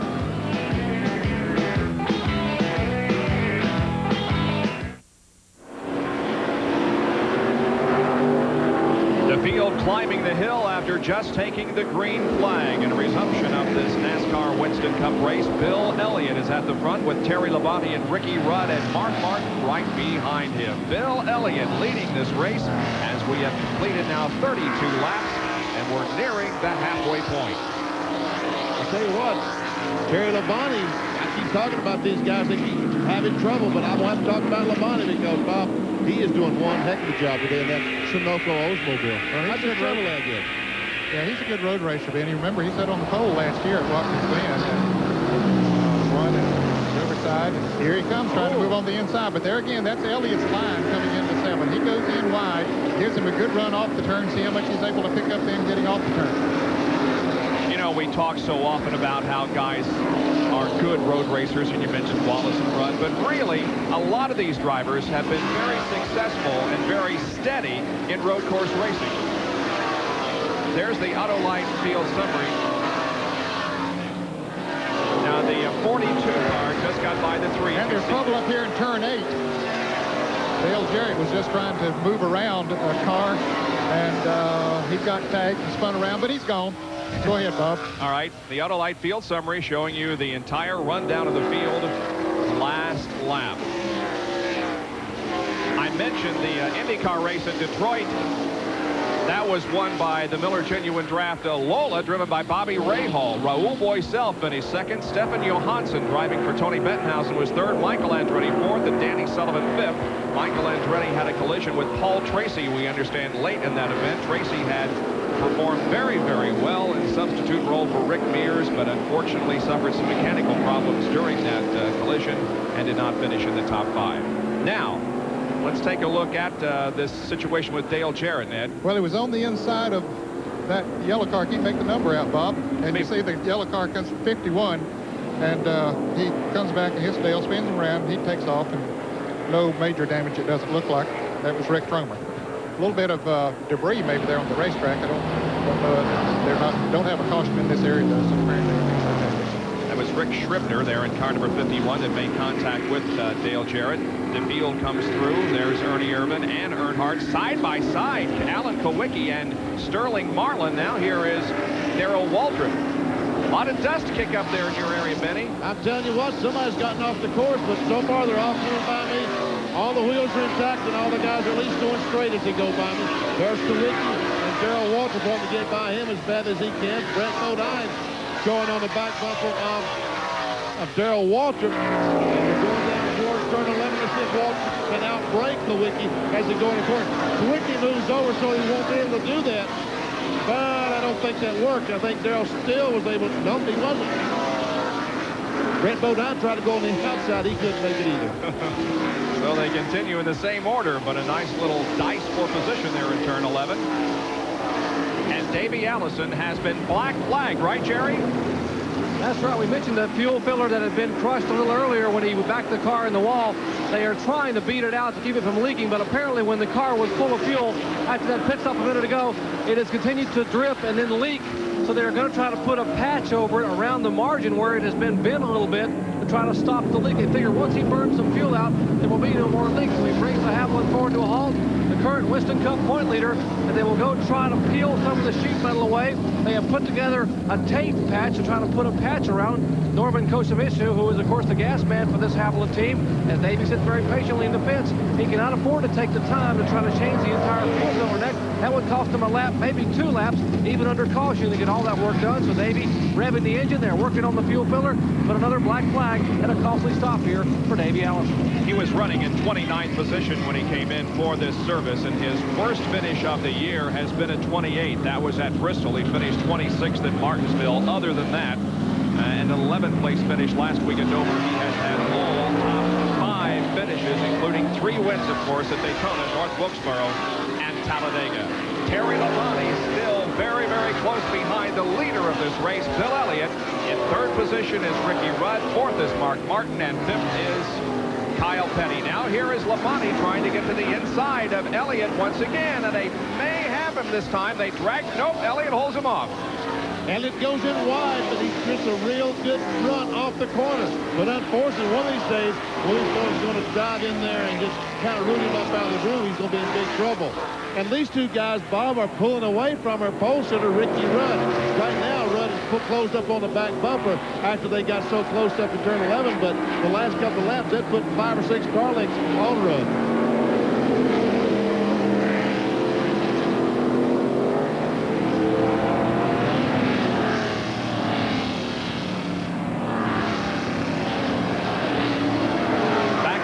And 5th position, Mark Martin and Ernie Irvan.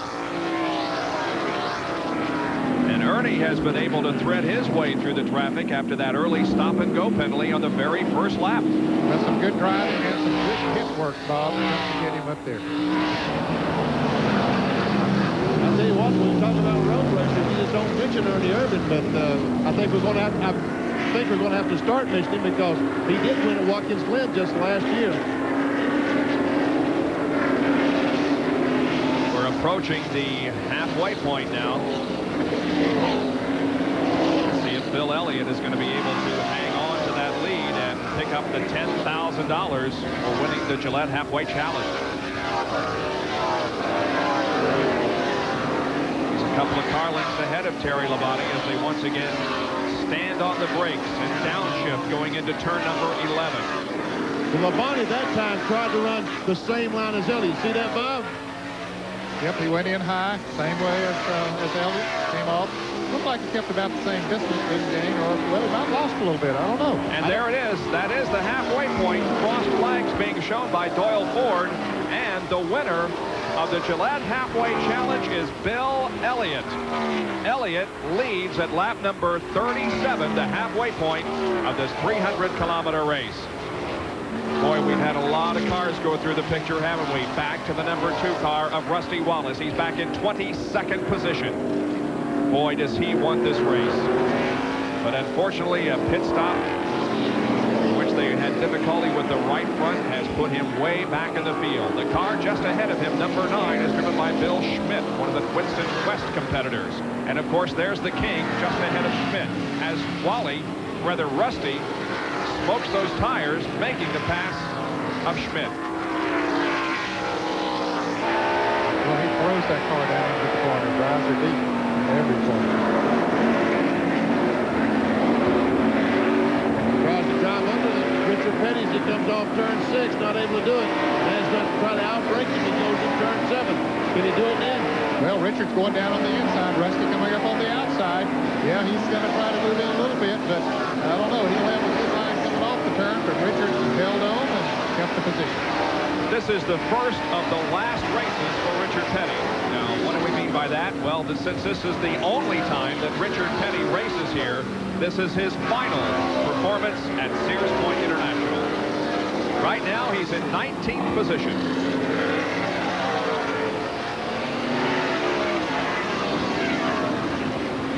There's Irvan, Kyle Petty, there's the leader. 2nd place, Terry Labonte.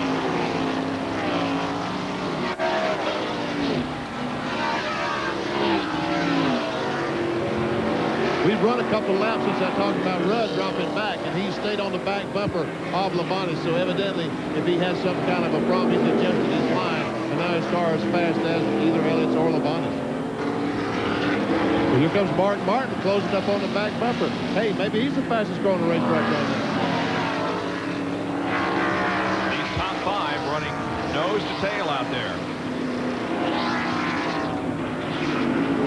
Now, the last time around, Bob, Ernie Irvin made a good run on Mark Martin coming into turn 7. Let's see if he learned anything that he might can do better this time as they come out of the carousel and head up this way. Elliott takes this line way out there. Looks like Ernie's pretty far back this time. Mark Martin runs in on Ricky Rudd coming in there. And Ernie gained a good bit coming in there. He's really getting through this corner great. Now they come down towards me. That's Mark Martin right inside his car. He's looking at the back bumper of the pole center of the Tide Chevrolet of Ricky Rudd. They go by. We're looking at telemetry. 123. Now he's braking for turn 10. Now he accelerates down towards turn 11, and he'll get on the brake hard here and go into second gear. Davey Allison is in the pits again, and he may lose a lap here. Larry McReynolds and the crew look the situation over, but here comes the field out of corner number 11. And indeed, Davey Allison does go a lap down.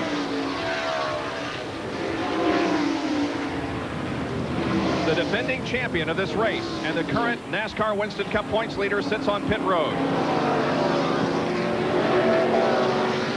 Mark Martin just out of the top 10 in Winston Cup points. And here is Richard Petty, who has spun in turn number 11 as the field comes by and avoids collision with him.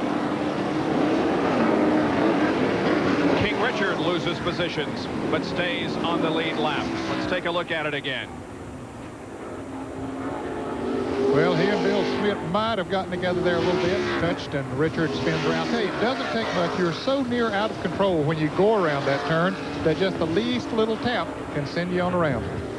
And that's what looks like happened, just a little bit of a tap from Bill Smith. Now, folks, that is Harry Mellon's car, the Mellon Performance Automobile that Bill Parsons has driven, Dave Mader driven, and last week was driven by Chad Little. We brought the car here for Bill Smith, who's Winston West champion 3 or 4 times, and let him give a shot at the 90 car. Yeah, he has quite a bit of experience on the road courses because he does compete regularly in the Winston West Series.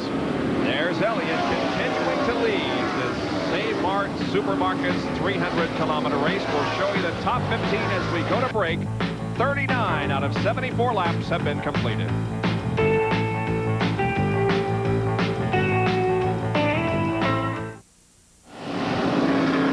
The drivers listed here are the top 5 in Winston Cup points. On the right, where they're running in this race this afternoon. Allison is 35th, a lap down, and he's still in the pits. Gann is 19th, Earnhardt is 6th, Bill Elliott is 1st, and Alan Kowicki is currently running 10th. Now, if we were to accumulate the points right now, and if the race were to end right now, Davey Allison would still have the points lead, but only by 4 points. Can't get much closer than that, can it, Bob? For sure. But, of course, this race is not over yet, so there's no telling what will happen between now and then. Boy, these first 5 cars are just running like they're tied together with a string, aren't they? I was thinking about that, and these cars are awfully evenly matched. I don't see anyone that just basically has any kind of an advantage. And I mentioned Terry Labonte's car earlier. I mentioned Terry Labonte's car a moment ago. That is an Oldsmobile, Bob. Rusty Wallace and Tom Kendall are running together out there in our Armor-All in-car camera with Rusty Wallace, 2 definite road course racing experts. Right now, Tom Kendall, although he is running in 15th position, I don't think is up to what he had hoped to perform here this afternoon. And of course, Wallace is trying to move through the field.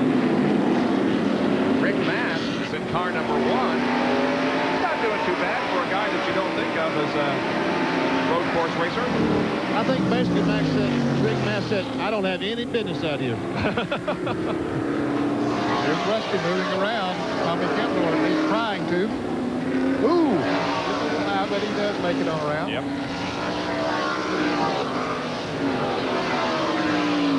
That's a good pass. By the way, Rick Mass started 35th, so he isn't doing very bad. Rusty just went by me. He's going down into turn 10. Hits the brakes, now accelerates towards turn 11. Let's see how much time he can make up on Rick Mast as he goes down this corner. Third gear, second gear. Lets off the brake, starts accelerating. And the 60 car has spun again. This is Mike Chase, spun down there by Ned a while ago, and now he's spun and made contact with the tire barrier elsewhere on the racetrack. Now he has the car going forward. It looked like for a moment that he might not be able to get going, but he does. So apparently no caution again. Meanwhile, Rusty Wallace still hasn't been able to catch Rick Mast. Rick Mast does have a reason to be out here, Bob. Well, he sure looks like it. He's doing well. This is turn 5 now at the top of the hill, going significantly downhill now. And here is a battle for second position. Look how they've tightened up. Oh, Ernie Irvin's on the outside, but Ricky Rudd is now right with Terry Labonte, and Mark Martin is in this battle also. And I believe Dale Earnhardt's gained on that black car in the back of the picture back there. He's gaining a little bit on those front runners, Bob. Sure is. I tell you what, it doesn't get much more exciting than this. 5 cars nose to tail. Who has the advantage? No one. The telemetry again with Mark Martin.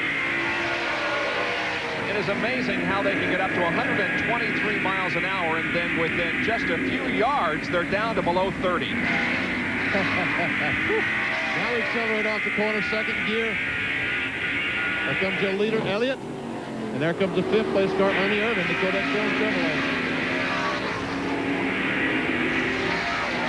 Turn 1. Up the hill. Turn 2, back to the right. As he accelerates up towards turn 3, a left-hander. Look, he started 30 in lap 5. He was 33rd in lap 43. He's up to 5th spot. Nice movement toward the front after black flag came down when the green flag came down, because when they got the green flag, Ernie was well out ahead of the pole sitter Ricky Rudd, and that caused a black flag and the stop-and-go penalty. But Ernie Irvin has not let that bother him. He has fought back and is now right there in the thick of things. He has a good run on Mark Martin. Let's see what happens as they come off of turn number 6 and go down this long straightaway to you, Ned. Well, he's back in single file now as he comes into this turn. He might try him on the outside coming into this turn, but Martin drives in there pretty deep himself, gets up in the middle of the track, so nowhere for Ernie to go except just following. Martin had some kind of problem up in the carousel, turn 6 that time. That's why he pulled Ricky Rudd pulled away from Mark Martin, and that's one reason Ernie Irvin just got so close to Mark Martin.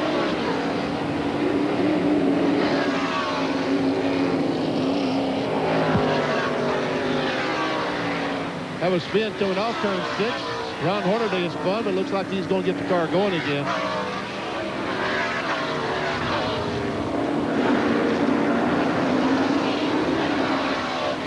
Hornaday in the spin you just mentioned, Benny, but yes, he is back under his own power, so no caution.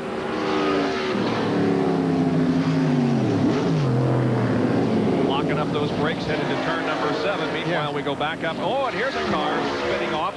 That's the number 44 machine driven by Jack Sellers. Very slight contact with the tires. But if he can't get that car fired, Bob, as close as he is to the racetrack, that'll probably mean a caution.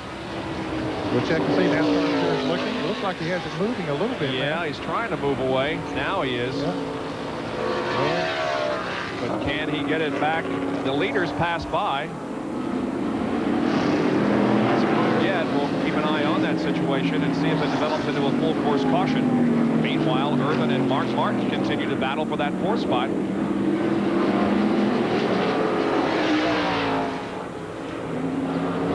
Looks like Ernie's got a good run on this time, Ned. Well, he's still behind him coming in there, and he's going to try up on the outside. But Martin is using about the center of the racetrack, and it doesn't give Ernie any options coming in there. Certainly not an option to go on the outside, and so he holds them off. Well, it sure is interesting, Ned, to watch the various lines in that turn. Everybody's got his own, it seems like. Yes, Bill Elliott's using the highest line of anyone that I've seen. Rusty Wallace using a pretty high line, depending on where he is in traffic. But Mark Martin's running about the center. Ricky Rudd runs down low coming in here. So does Terry Labonte. And Mark Martin, as you said, running about the center. And that's about where Ernie Irvin runs here. The top 5 continue to run in the same order. It is Elliott, Labonte, Rudd, Martin, and Ernie Irvan. And not too far behind, lurking in 6th position, is Dale Earnhardt. We'll be back with more live coverage in a moment from Sonoma.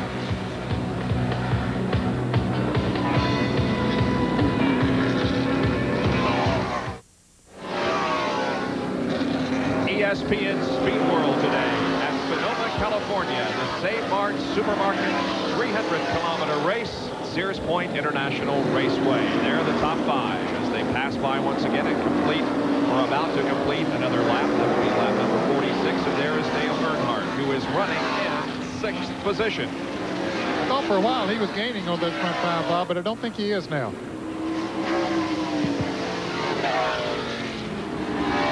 Tell you what, if Dale Earnhardt can get through this race, finish 6th spot with the trouble Baby Alcatraz, I think you're going pickle to death. He was the winner at Charlotte in the Coca-Cola 600, breaking that Ford winning streak. And then the series went to Dover just last weekend.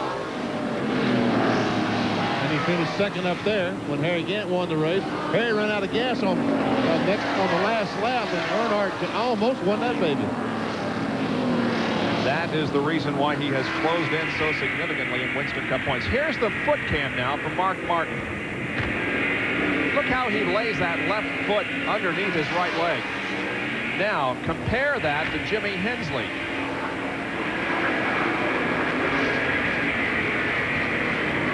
Foot-to-foot action here. Never seen Mark Martin. He's going to upshift, so he'll use the clutch to upshift. He's not using the clutch to downshift. Well, he shifted into 3rd gear as he starts down the S's. Now he'll just play with the gas and the brake pedal as he goes through the S's. He goes by me, nails the gasoline, and shifts into 4th gear. And look at Hensley using that right foot to brake. His left foot is resting on the clutch. He uses that right foot to brake. And Hensley will be making a pit stop in the Trop Arctic number 66. And John Kernan is right there. Well, it was a stop-and-go penalty. Jimmy had been in just a few laps earlier as he heads back down pit road right now. He had a transmission problem, had to jack the car up and fool around with the linkage to get it unstuck. It was stuck in 3rd gear. Now comes down, taking his penalty, stop-and-go, and is back on the racetrack. 31st position. That's where Jimmy Hensley running right now. 66 in-car camera at work. There's Ken Schrader just ahead in the Kodiak Chevrolet. And he is running in 12th position at the moment. Another Autolite field summary for you. There's the top 5. This is how they were running last lap, and Hensley will probably be shown in the incorrect position because of the pit stop this lap.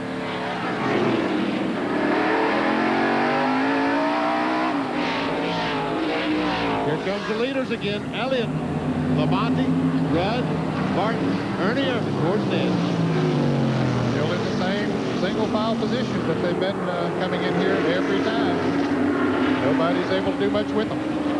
Of course, there might not be any reason to take a big chance here at this point of the race, although we're getting well past the halfway point, but still, they got another pit stop to make, so they don't want to be taking any big chances.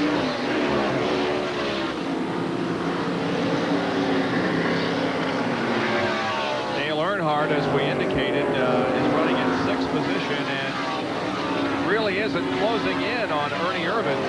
In fact, I think maybe he doesn't want to, Bob. Yeah. Maybe he wants to stay back that far in case a couple of these guys collide. He's got plenty of time to hit the brakes and dodge these fellas, whichever way they go. Yeah, if he feels the car's working well for him, why he may just want to stay back there for a few more laps. And there's nobody really pressing him. You see the car number 42 of Kyle Petty back there. And here's Sterling Marlin making a pit stop, perhaps to schedule 1. John Kernan. Well, I think the fuel pressure just dropped just a little bit. As we said earlier, if you run out of gas on this racetrack, out on the course, you are out of luck. Sterling was going to fit in a few more laps. Mike Beeman said they'd had a fuel pickup problem all weekend long. They thought they had it fixed, but apparently not. They will change 4 tires. They will still need 1 more stop for fuel. So these guys are going to have their fingers crossed that they will get a caution before this race comes to an end. But Sterling is down and away. When the other drivers come in, it'll move him up in the field, but he will need a caution after that happens. Sterling Marlin has gone through 4 motors this week, 2 practice engines, a qualifying engine, and a race engine. Drove only 1 lap of practice before qualifying that car. Relinquishing 8th position to make the scheduled pit stop. And there are the top 5 once again. Coming off of turn 7 and heading out through the S. Same position, about the same distance apart as the head towards you, Benny. Looks like a huge snake coming down through those S's. It's a beautiful sight, and guys, when they go by, it is exciting because who's going to win this thing? No one knows. A clear-cut winner certainly not established at this point. Any one of these 5 and about 5 others have a shot at this thing.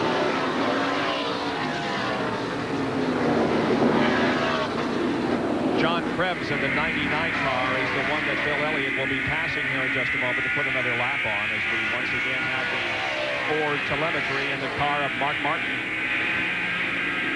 Start finish line, 136 miles an hour. He hits the brakes, goes into turn 1, goes up the hill. He's going to shift into 3rd gear and maybe even 2nd gear for this corner. Yep, 2nd gear, turn 2, across the short chute, back up to 3rd gear for turn 3. That's a little left-hander. Now the right-hander's 3A. We'll start down the hill now to turn 4. Meanwhile, we see him with his left foot on the brake, his right foot on the gas. He momentarily went to 4th gear, but now he's 2nd. Up to 3rd gear as he goes through turn 5, up towards turn 6, over the hill, into the carousel. 3rd gear through here. He'll come off turn 6, accelerating hard as he possibly can. Up towards mid and turn 7. And he gets into 4th gear there just for a little bit, Benny, and then, of course, he'll shift back down. Well, it didn't pick it up, but I'll assure you now he is back in 2nd as most of them get into 2nd gear when they go through this corner. Speed increases once again through the S's. Here he comes toward me again. Dump that baby in 4th gear as soon as he goes around that right-hander. There he goes into 4th. Boom, right there. I wish I was doing that, Bum. Well, they look fun to you, but I'd rather be where I am. Elliott leads Labonte, Rudd, Martin, and Ernie Irvin at Sears Point.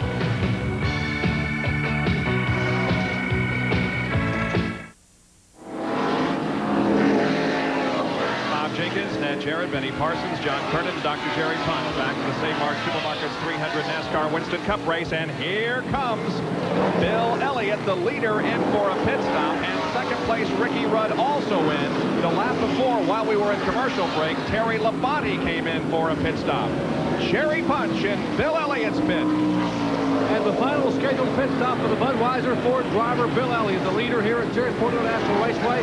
We would expect to see him change at least 2 tires, right side tires. And now that big red Ford comes along, and they will change all 4 tires. Left side lug nuts coming off, clean the windshield. They want to get it very full of fuel. You don't want to take any chances, even though it's got a pretty good window here now. The 5 car, also Ricky Rudd's tied crew, left side tires. On the Ricky Rudd car, the Chevrolet of Rudd, the Tide machine. Now left side tires going on the Budweiser Ford of Elliott.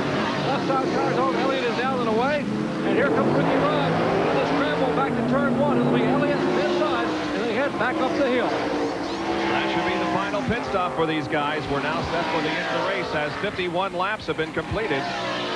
And we see the black car, Dale Earnhardt, right there behind these guys. So he gained just a little bit on that exchange of pit stops, Bob. Earnhardt came in when Terry Labonte did while we were away on the commercial break. These 2 guys will be coming in pretty shortly, I expect. Mark Martin now the leader of the race, and Ernie Irvin is 2nd, but they will need pit stops before too long. Let's see if they come in next time around. And I tell you what, you don't want to stay out there as long as you possibly can. You want to stop as quick as you can, because right now, if they can go the rest of the way, if they stop and get 4 tires, the caution flag comes out, they'll stay on the racetrack and keep that track position. Both of them head for pit road. Jerry, they're headed for you again. And these 2 drivers pitting are just about 15 feet apart in the very 1st and 3rd pits here by virtue of their qualifying order. As the crews now wait for Mark Martin, the Valvoline Ford Thunderbird, the Chevrolet Lumina, the Kodak colors of Ernie Irvin as they slowly make their way at 35 miles per hour down pit road. This will be the final pit stop. One miscue here could cost either one of these drivers a chance at a win or possibly a top 5 finish. Cruz now over the wall, going to work. It'll be 4 tires on both of these cars. Fuel can going in. The car number 6, the Babel and Ford, likewise putting fuel in the Kodak Chevrolet. They change right side tires in the Kodak car, right on the left side. They're already now on the left side of the Mart machine. Pitting just 15 feet apart. It's a race among 2 pit crews. 7 men over the wall. Who will win it? Here's Martin. Here's Irvin. They are steady.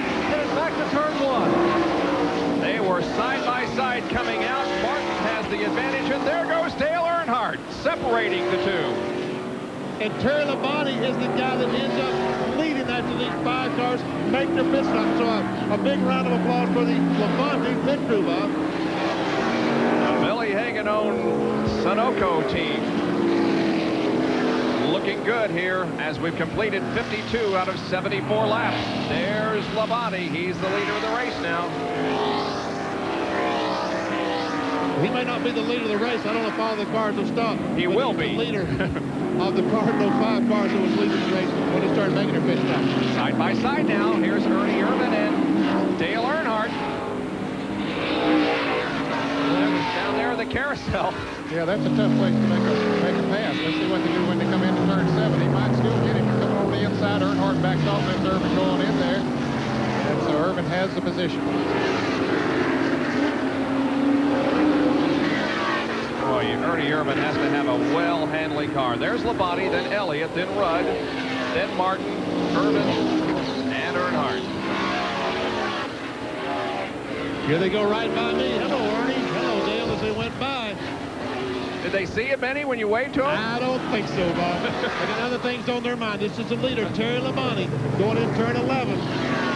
Elliott, Ricky Rudd trying their best to run him down. Martin, Ernie Irvin, and Dale Earnhardt. Now we've got 6 cars almost nose to tail. Yes, indeed. What was a 5-car race now becomes a 6-car race.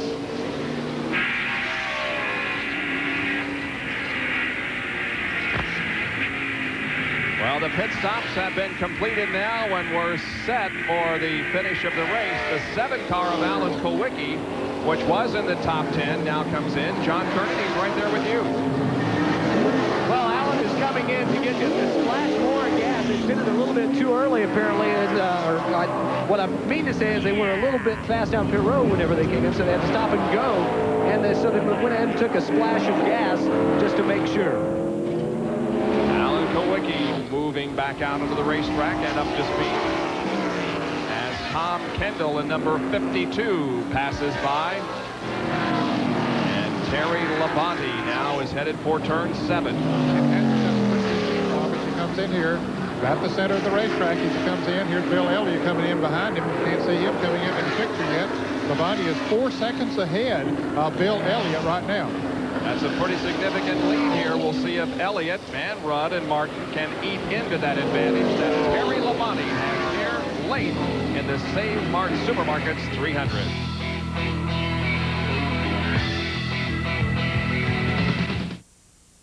NASCAR, celebrating 50 years in auto racing, from 1948 to 1998. You're watching the NASCAR Marathon in conjunction with NASCAR's 50th birthday that will be celebrated in 1998. Bob Jenkins and Benny Parsons here at Daytona, USA, watching the race at Sears Point from June of 1992. And Benny, we mentioned this in our first marathon about how when you go to a road course, you can expect certain drivers to be dominant. In the late 80s, it was Rusty Wallace, Ricky Rudd. I think they won like 4 straight road courses. But in the early 1990s, Terry Labonte joined that mix. He always runs well, as he is today at Sears Point. And we're beginning to see some other drivers becoming very adept on the road course also. Did you like racing on road courses? I love racing on the road course. It's the most fun that a race car driver has, because on an oval track, you go in the corner and you turn the wheel. You come off the corner, you straighten up. You go to the next corner, you turn the wheel. But, I mean, it is exciting because you're right on the edge of the trying to keep the car under control all the time. But on a road course, it's right, left, shift, brake, try to figure out what to do with your feet. It really keeps the driver very busy, but it is a tremendous amount of fun. Let's see who wins this race from June of 1992 as we continue with our NASCAR Marathon. It's the Say Mart Supermarkets 300 from Sonoma, California. The top 5 here at Sears Point: Labonte, Elliott, Rudd, Martin, and Ernie Irvan with 55 of the 74 laps completed. There is the interval, and here's the battle for second position as Rudd tries to take second from Elliott. They go into turn 1 side by side. They bump a little bit. Let's see what happens. Now Rudd beginning to take the position away from Elliott, and he does. Wow, was that a gutsy move by Rudd going on the outside into turn 1. Whew. Watching all of this is Mark Martin, who is in 4th position. Now right behind Bill Elliott as they come down into turn number 6. And now Martin looks to the inside of Elliott. Nope, can't make the pass. And right behind Mark Martin is Ernie Irvan. He's caught up with this group of cars. Look, Rudd has pulled away, fellas, once he got around to Bill Elliott, was able to pull away a little bit. Because he's got a ways to go to catch Terry Labonte. If you're just joining us, Terry Labonte is the leader. We're inside Mark Martin's car, watching the telemetry. He closes right onto the back bumper of Bill Elliott. I don't know how in the world he's going to pass Elliott on the outside because Elliott goes in higher than the car's done. Did I see a car going the wrong way? Yeah, there is a car. It looks like the car number 51, Benny, that's front backwards here just off the turn 7. I thought something looked awful funny. Yeah. And he's off the track completely now with his nose down sort of in the ditch as he tried to get it going, but he's still moving a little bit. I don't know if he'll be able to get that thing going or not. It could cause a full course caution, but I believe he's going to get it going. Yep. Now look, Ernie Irvan here. Mark Martin in 3rd position now. He passes Bill Elliott. Elliott's going from 2nd back to 4th. He evidently got a set of tires that was not to his liking. I mean, the radial tires, they don't change in size, but evidently something's changed on the car. So Bill Elliott dropping back here. Now Ernie Irvan is right on Elliott's back bumper, trying to take over the 4th spot. Our Western Auto race recap: Terry Labonte had led 5 of the 56 laps, 3 caution periods for a total of 7 circuits. Not bad at all for Sears Point. 28 cars on the lead lap, 7 leaders and 6 lead changes at an average speed, a record average speed of 79.20 miles an hour. The lap leaders: Rudd, Kulwicki, Wallace Gant, Elliott, Martin, Labonte, all picking up 5 bonus Winston Cup points. Those out of the race, only 3: Greg Sachs, Herschel McGriff, and Irv Hare. Now, the Mechanic of the Year standings. Tim Brewer from Elliott's team is on top by 10 over Tony Glover from Ernie Irvan's team. And look at Irvan and Elliott battling on the racetrack, and Irvan takes over 4th position. Yeah, he does, very easily coming into the turn. Meanwhile, Terry Labonte has moved away to a 4 7/10 second lead. Remember, about 2 laps ago, he was 4 seconds ahead. He's moving away. Terry Labonte has won 2 road course races. Most recently at Riverside in 1985. And he won a Busch Grand National. He won a Busch Grand National race at Watkins Glen last year. John Kernan has a report from the pit area on Terry Labonte's most recent pit stop. Bob, actually, I wanted to talk about his 2 most recent pit stops. We always talk about how important the job that these guys do in the pits is just incredibly important, because they can make up a lot of valuable time in here. The first pit stop that they did, 18.9 seconds. The last pit stop, 20.8. While some of these other teams were doing pit stops in 22 seconds, they were almost a second faster, and we see where that has put him out in front of the pack with a clear track, and we can see what Terry's able to do. There are 27 cars on the lead lap, and running in 27th position is right there, Davey Allison. So Terry is about to put Allison a lap down. Now, the fans will remember, Bob, that we said Davey went a lap down, but see, all the others have pitted since then, so that put him back in the lead lap, but now he is about to go down.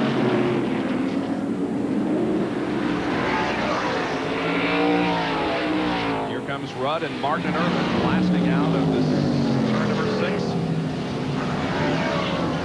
Mark Martin looking to the outside of Rudd. Yep, trying to take the measure of it. Rudd's been running the inside on this turn, and it works for it this time as he keeps that position. Another Auto Light Field summary. Watch for your favorite driver to see where he was running last lap. Boy, look at these guys, how close they are. Man, oh, Martin is sideways. Irvin gets by. Wow, right in front of me. I almost ran, guys. I thought you were speechless there for a moment. I was wondering why you weren't saying anything. I was trying to figure out whether to run or stay here. Martin got the car totally sideways, and that was just what Ernie Irvan was waiting for. And that's exactly what happened to Davey Allison earlier in the race. He did almost exactly the same thing. So now Mark Martin is in 4th spot. Bill Elliott is 5th.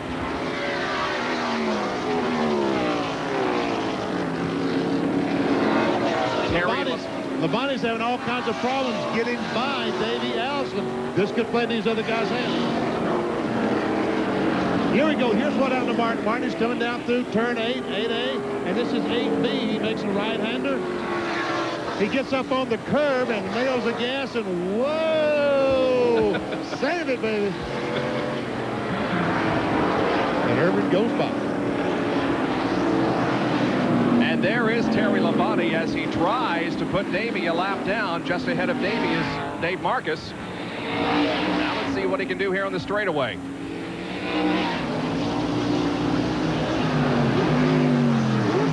That slower car is out there, Dave Marcus. Oh, they're 3 wide through there. Yeah, almost, but Labonte backed off. He said that's not the place to be. Meanwhile, those other guys are gaining on him back there, and he knows it. He needs to get around these 2 cars. He gets around Marcus, but he's been following Allison for a couple of laps, and it just hasn't been able to get around Davey Allison. Here comes Davey right by me. Here comes 2nd, 3rd, 4th.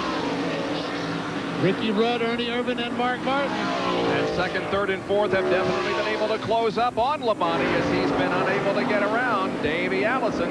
Here they are in turn 11. Now Irvan looking to the outside of Ricky Rudd. Trying to get him a good line so he can get some acceleration off the corner. Now Labonte's on the inside of Davey Allison going up in the corner in turn 1. Not where you want to be, is there?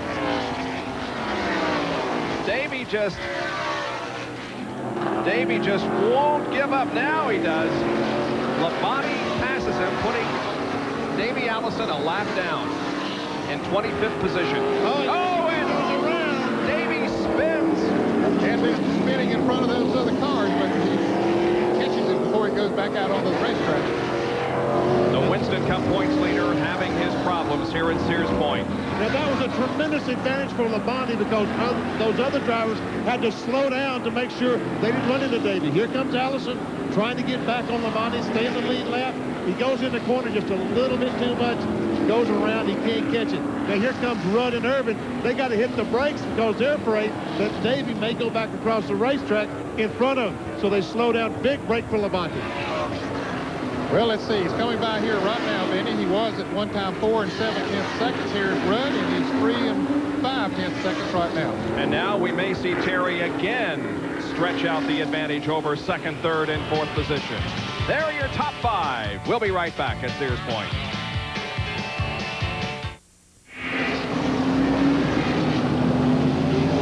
Back at Sears Point International Raceway near Sonoma, California, NASCAR Winston Cup Racing.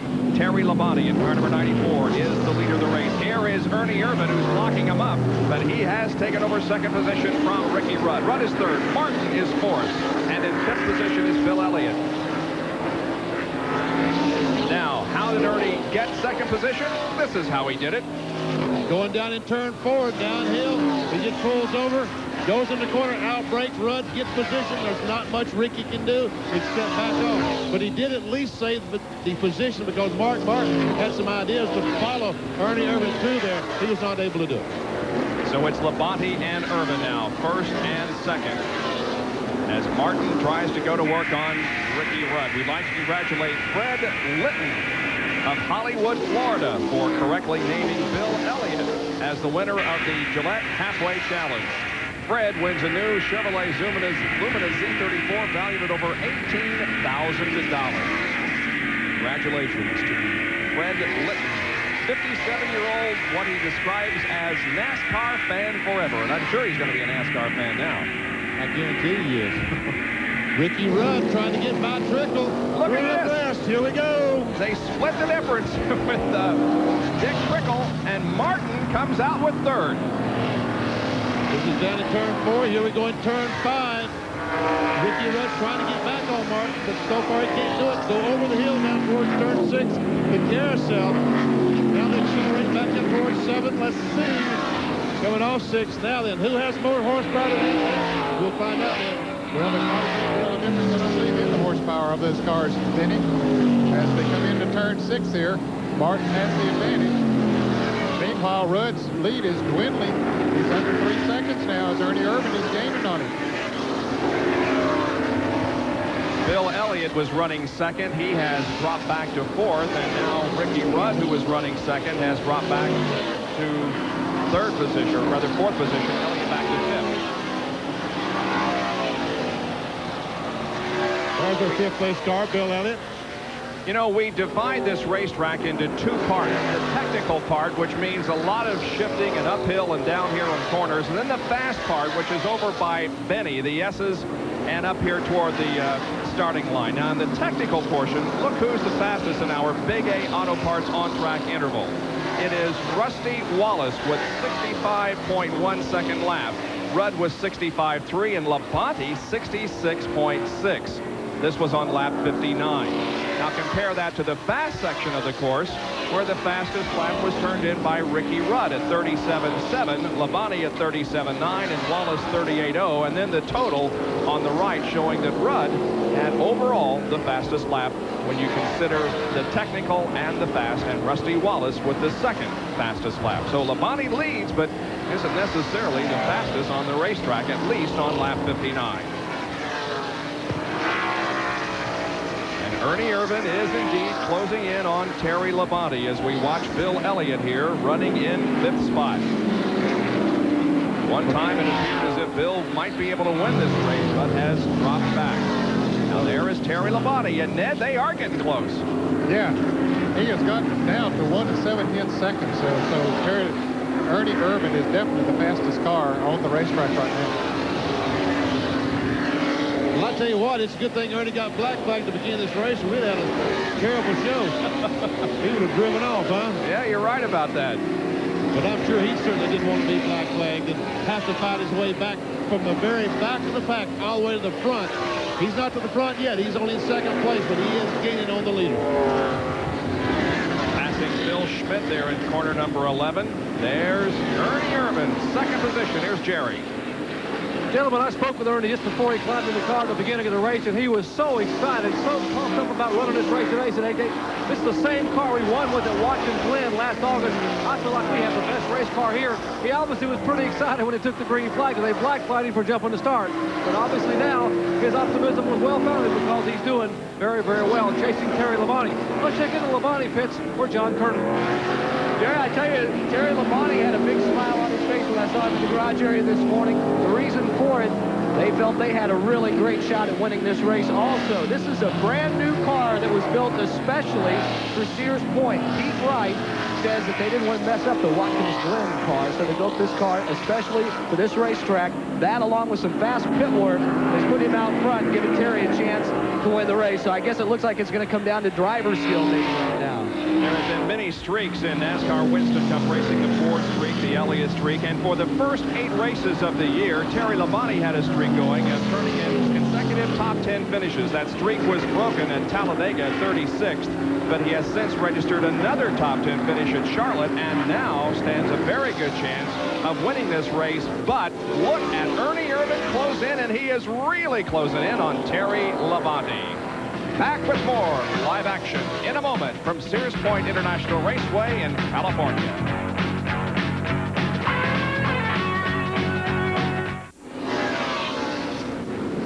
It remains the same, Terry Labonte leading, but Ernie Irvin is just all over him. For the past full lap and a half, Ernie has been knocking on the door. Pulled even with him at one point last lap, but still Labonte holds off Irvin's challenge. The door being the back bumper. That's what he's been beating on, trying to get by. It would be different. You wouldn't think you'd be able to pass over this part of the racetrack as we go around the right-hander turn 2. But I don't know. Ernie just sitting there waiting for Labonte to just spin the tires one time. If he does, he'll get mine. Let's take a quick look at where the top 5 in Winston Cup points are running. Allison, 29. Gant, 17. Earnhardt is 6th. Elliott back to 5th. And Alan Kowicki, 5th in Winston Cup points, is running in 16th position at the moment. Ernie Irvan is trying to become the driver to win 2 consecutive road course races. He won last August at Watkins Glen. Now trying to make it 2 wins in a row on the road course here at Sears Point. Once again, accelerated up towards the end. Then, what about this time? Well, I don't know. He's going to try to look on the outside. Sees Labonte going low. Now, Ernie dips down to the inside. Don't believe he's going to be able to do anything with him. Now, remember, fellas, Ernie came from almost 5 seconds behind and ran him down. But catching somebody and passing him. Here they come by me. Labonte makes that right-hander, goes by, drops in the 4th gear. Ernie goes by in 4th gear. They go down towards turn 10, brake. Now accelerating towards turn 11. Got to get through this corner good so that Ernie doesn't beat him down to turn 11. Let's see. Who got it, Bob? Not yet. Labonte still holds the lead. And 66 laps are about to be completed. Less than 10 to go.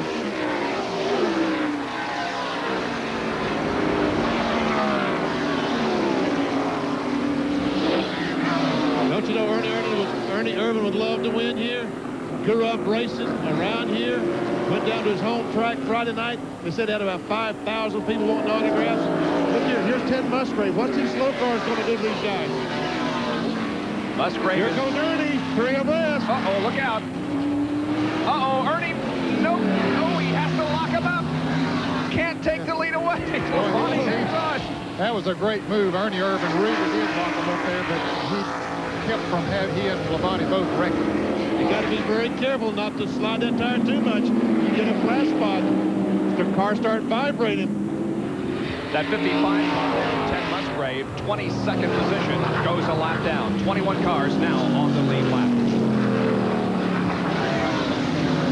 Once again, Ernie takes it high line, doesn't he, Ned? Yeah, he takes that. He starts in that way, then he gets down to the low side, but it's awfully tough to get a bite coming off of that turn. Labonte was a little bit higher, and he got about 2 or 3 car lengths coming off that turn.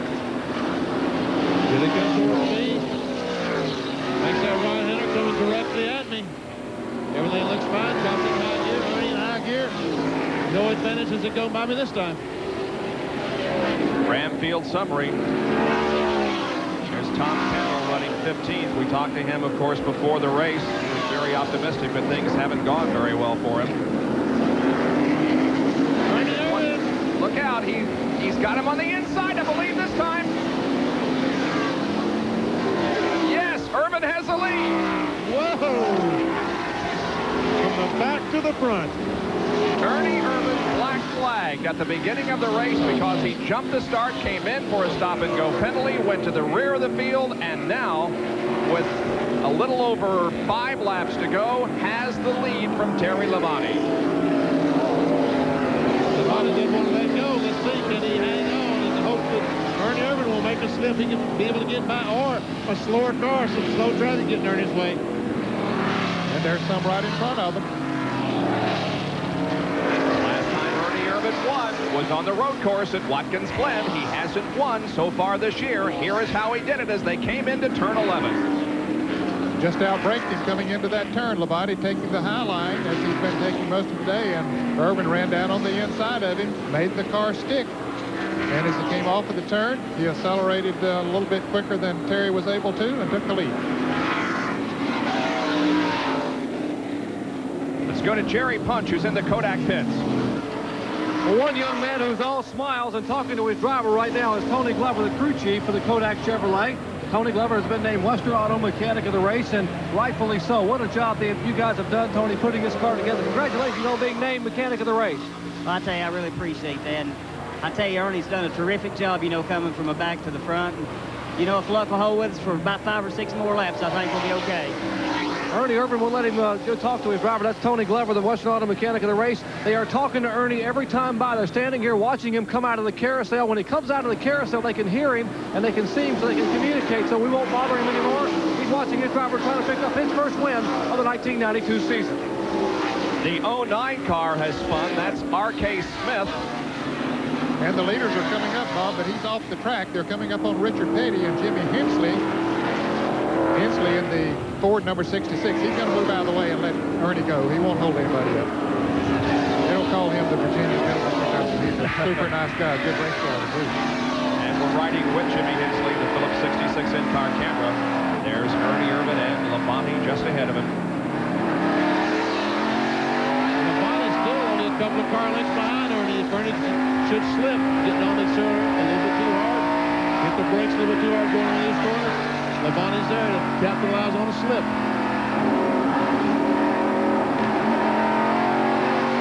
Ernie Irvin is 13th in Winston Cup points. He's only had 3 top 10 finishes this year. His best finish was at Charlotte as second. He also finished 4th at Dover and 5th at Talladega. Back with more right after this from Sonoma. ESPN Speed World at Sears Point International Raceway near Sonoma, California. NASCAR Winston Cup racing being led right now by Ernie Irvin.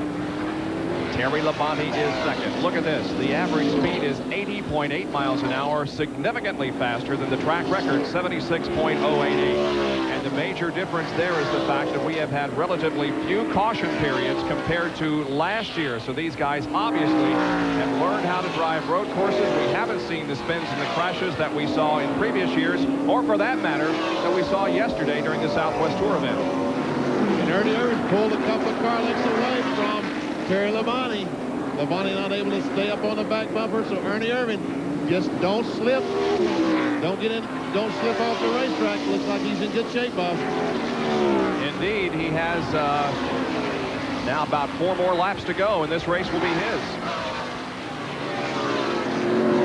As we watch Ernie go up through turn 2 towards turn 3, Rick Corelli blew an engine just a moment ago, pulled the car over. That did not bring out the caution flag. Fortunate for Ernie Irvin, because he certainly does not want to see a caution right now. He does not want Labonte to close up on his back bumper.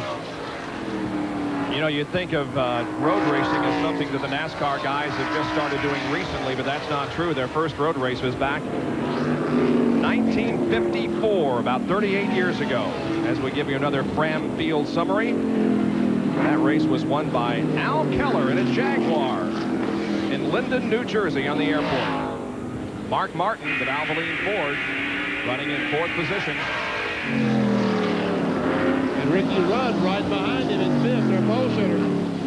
Actually, the Martin's running in 3rd place as Sterling Marlin has spun. He just made a pit stop a couple of laps ago. Yeah, he was on sequence as far as his pit stops were concerned. He was 14th before the spin, Sterling Marlin.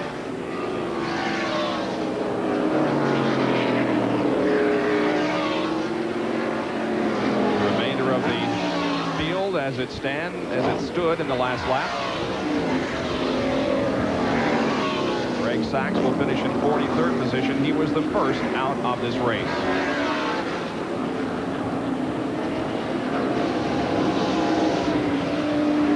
Irvin maintaining about a 2-second difference.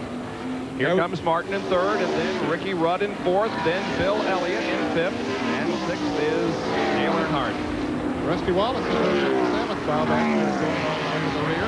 That problem they had at the pits. Here's Bill. Led this race earlier, dropped back to 5th with 3 laps to go now. He stands to pick up some Winston Cup points coming into this race. 117 behind in 4th position, and there is Dale Earnhardt, who is 3rd in points going in, 99 behind, and Earnhardt, as we said, is currently 6th.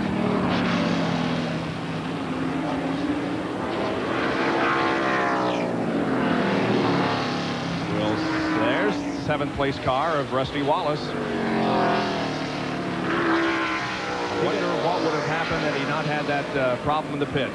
He got a tough break today, he sure did. Made a pit stop, and the lug nuts rounded off, and just couldn't get the right front tire off, had to go back in. Watching from Jimmy Hensley's car, Jimmy is a lap down in 29th position. But on the racetrack, he's right behind Rusty. Ooh, Earnhardt comes into turn 7, locks the brake, gets out on the dirt. Rusty might catch him here coming into the third. Rusty moves right up on him. He was about 6 or 7 seconds behind him, but he stays out in front of him. He's looking at him now. He says, hey, I might be able to get that position, and bring your bottom dollar. He'll be proud. They go right by me, and only about 10 car lengths between the two cars now, Bob. It isn't over yet.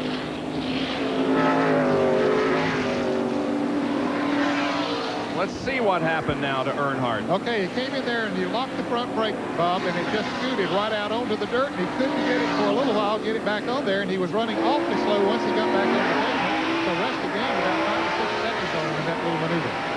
Here's Wallace shifting from our Armor All in-car camera as he pursues Dale Earnhardt for 6th position. Boy, a great job by Rusty Wallace. And a car has spun in turn 11. That's the Quaker State Ford driven by Brett Bodine. He was in 10th spot. Boy, he's just sitting there hopelessly losing positions. Now he finally is able to get back. Where you see those tire marks on the side of him, and here's Wally Dallenbach making a spin. And he was running in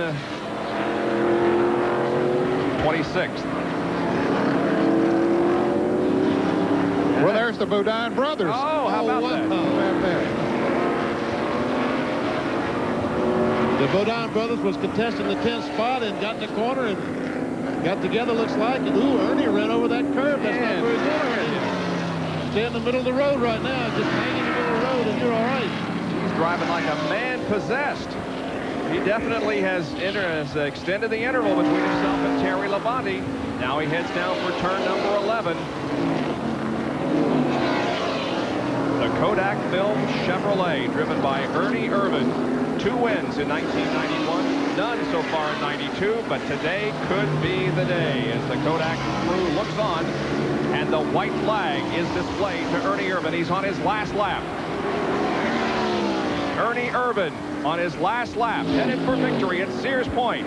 2nd consecutive road course win. He won at Watkins Glen last year.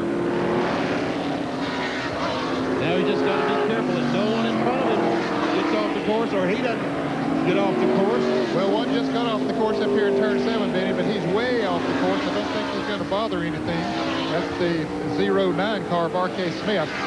He came in here hot and just went completely off the racetrack. He's out of harm's way, though. I don't think he put down any oil or anything like that. Ernie Irvan coming over the hill, headed down through the carousel for the final time. Through turn number 6 now, out onto the straightaway. And Ned, you can see him. There he comes, and for the last time, at least under competition. As he knows he's got, and here's another car in front of him, almost the Ron Hornaday car. Locking the brakes, a lot of smoke there. He had to give Ernie an anxious moment, but he got his car headed through that corner the way it needed to be. Headed right down towards Benny Parsons in turn 8. Here it comes, no problem. Left-hander. Now back to the right. Coming directly at me. Congratulations, Ernie. Dropped in 4th gear. Here comes Terry Labonte. Ernie Irvan about to win his 4th Winston Cup event. He comes down toward turn number 11, his final difficult area of the racetrack that he must negotiate before accelerating to the start-finish line, in this case the finish line. Here he is, Ernie Irvan, off of corner number 11.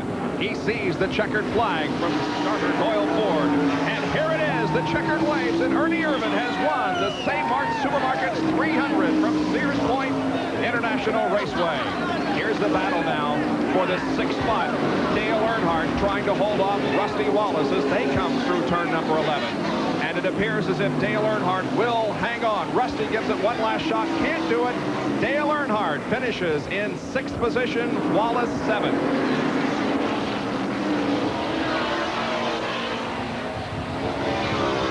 Well, this lap is a little nicer. Now we pick up on this battle for 12th spot. Kyle Petty and Alan Kowicki are going at it, and also Tom Kendall is right there for position. All 3 of these guys going for the 12th spot.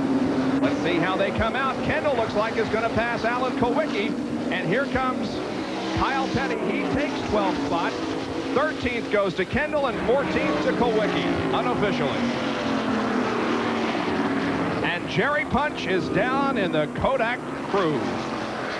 And indeed, they are celebrating here in the Kodak pits. Larry McClure, congratulations on an outstanding team effort. Well, thank you. It's a great day for the race team, a great day for Kodak, Delco Remy, and Chevrolet. You know, we had to come from behind. You know, we were a little disappointed there at the start, but, you know, Winston Cup racing is great, and we would like to say we're sorry for Phil France. Phil Sr. died today, but I tell you what, we're going to celebrate. Indeed, they are here. They gave up their facial hair. The mustaches are gone, but they are back in victory lane. They wanted to put on a show in memory of Big Bill France and Ernie Irvin, and these Winston Cup drivers indeed just did. After getting off to a slow start in 1992, Ernie Irvin has just put together his 4th top 5 finish, and this one was the best you can do. A win here at Sears Point. Ernie Irvin from Modesto, California is the winner. We'll be back to talk with him after this.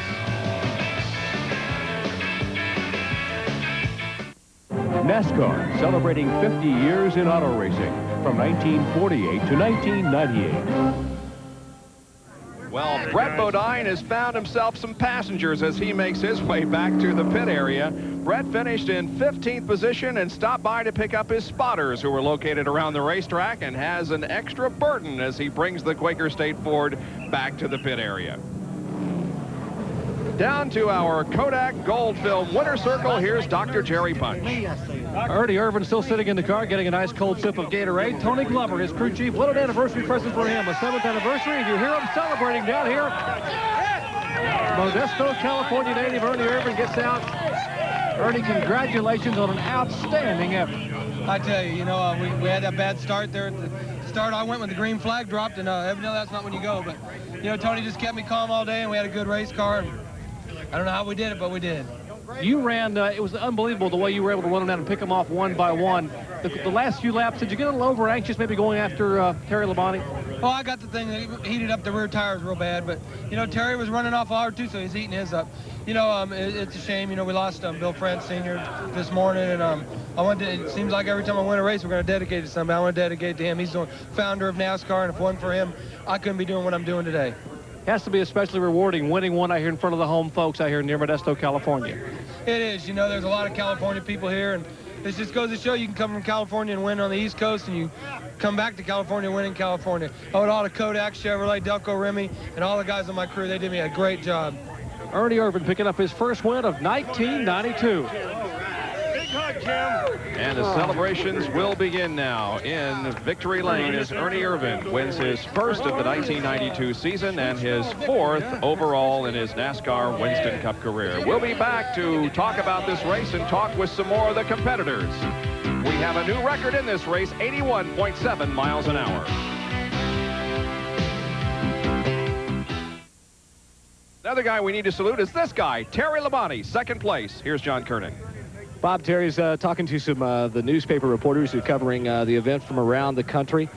Terry, you guys gave it one heck of a shot today. Ernie finally got around you down there in turn 11. Did you let up a little bit? Did you go in too hard, maybe? No, I was pushing a little bit, I guess, in turn 10, and he had a pretty good run at me, and he was catching me pretty fast. I knew it was going to be hard to hold him off as many laps as we had to go, but, you know, hey, our car ran pretty good. I said before the race, if we can just finish this thing, I'd be happy, and the guys had a great pit stop. We weren't bad. We were close. Just off a little bit. 2nd place finish, I believe, the best of the year for you. You know, you had that string early in the year where you were finishing the top 10 week after week after week. Are you starting that string over again? I hope so. Maybe it'll be top 5s this time. 2nd place finisher, Terry Labonte. Now let's go to Bill Elliott, who's with Dr. Jerry Punch. And Bill had to come to victory lane, and even though he didn't win the race, and he's smiling here, Bill, you're going to pick up some money from some fine folks at Gillette. Well, at least we got halfway anyway. You know, all the fine folks at Gillette put up a good award. You know, I was beginning to wonder there. Labonte was pressing me awful hard there halfway. But there at the end, my car just got just a little bit tight, and it seemed like it came to those guys. And when we were able to race, I just couldn't do nothing with them. You've become one heck of a road racer. Well, that Budweiser, Amoco, Ford, Tim Brewer, and all the guys, they did a fantastic job. You know, kept the car on the racetrack all day long. You know, we didn't have any problems. We stayed on course and did what we had to do. Bill Elliott, 5th today, 3rd in the Winston Cup point standings. Bill Elliott with a fine 4th, make that 5th place performance here at Sears Point. Sports Center is coming up in less than 15 minutes. We'll be back at Sonoma in a moment. Well, the crowd still hanging around, enjoying the beautiful weather. They've seen a great race. They have seen Mark Martin finishing 3rd position. Here's John Kernan. Mark's hanging out here in the cool shade, having a nice drink of ice water. Mark, you tell me you couldn't have done any better than that. Not today. We missed the setup just barely. The new Goodyear radios we ran out here were perfect. The tires were awesome all day long, but it necessitated a little bit of a setup change, and our car was a little bit different than the car we ran last year also. And we missed the setup just a little bit. Had to run it really hard all day, and, you know, we were close, but not close enough. Okay, Mark, a little trouble there with the headset, I believe. It was a very competitive race there at the end until Ernie finally got around Terry. I mean, we had 4 or 5 guys lined up. It looked like we were coming down to a dynamite finish. Did the pit stop spread people out, or did it just happen that some cars had the handling, some didn't? Some cars handled better than others. Ernie's was a little bit better than everybody else's, and ours was pretty darn good. You know, we ran it real hard. The Valvoline team was brilliant on pit road. We had a good run. We just needed to be a little bit better on the handling. Hey, that's Mark Martin, who gave us a thrill with the telemetry. We got to see just how fast they accelerated here and then how quickly they braked. And Bob, I can't wait to get back and look at the tape machine to see some of that, because as you know, on pit road, we don't have monitors. Well, that's one luxury we have, but it was great. Mark Martin had a great run here this afternoon. Sears Point International Raceway as the crowd begins to file out now. We'll be back to summarize things in a moment.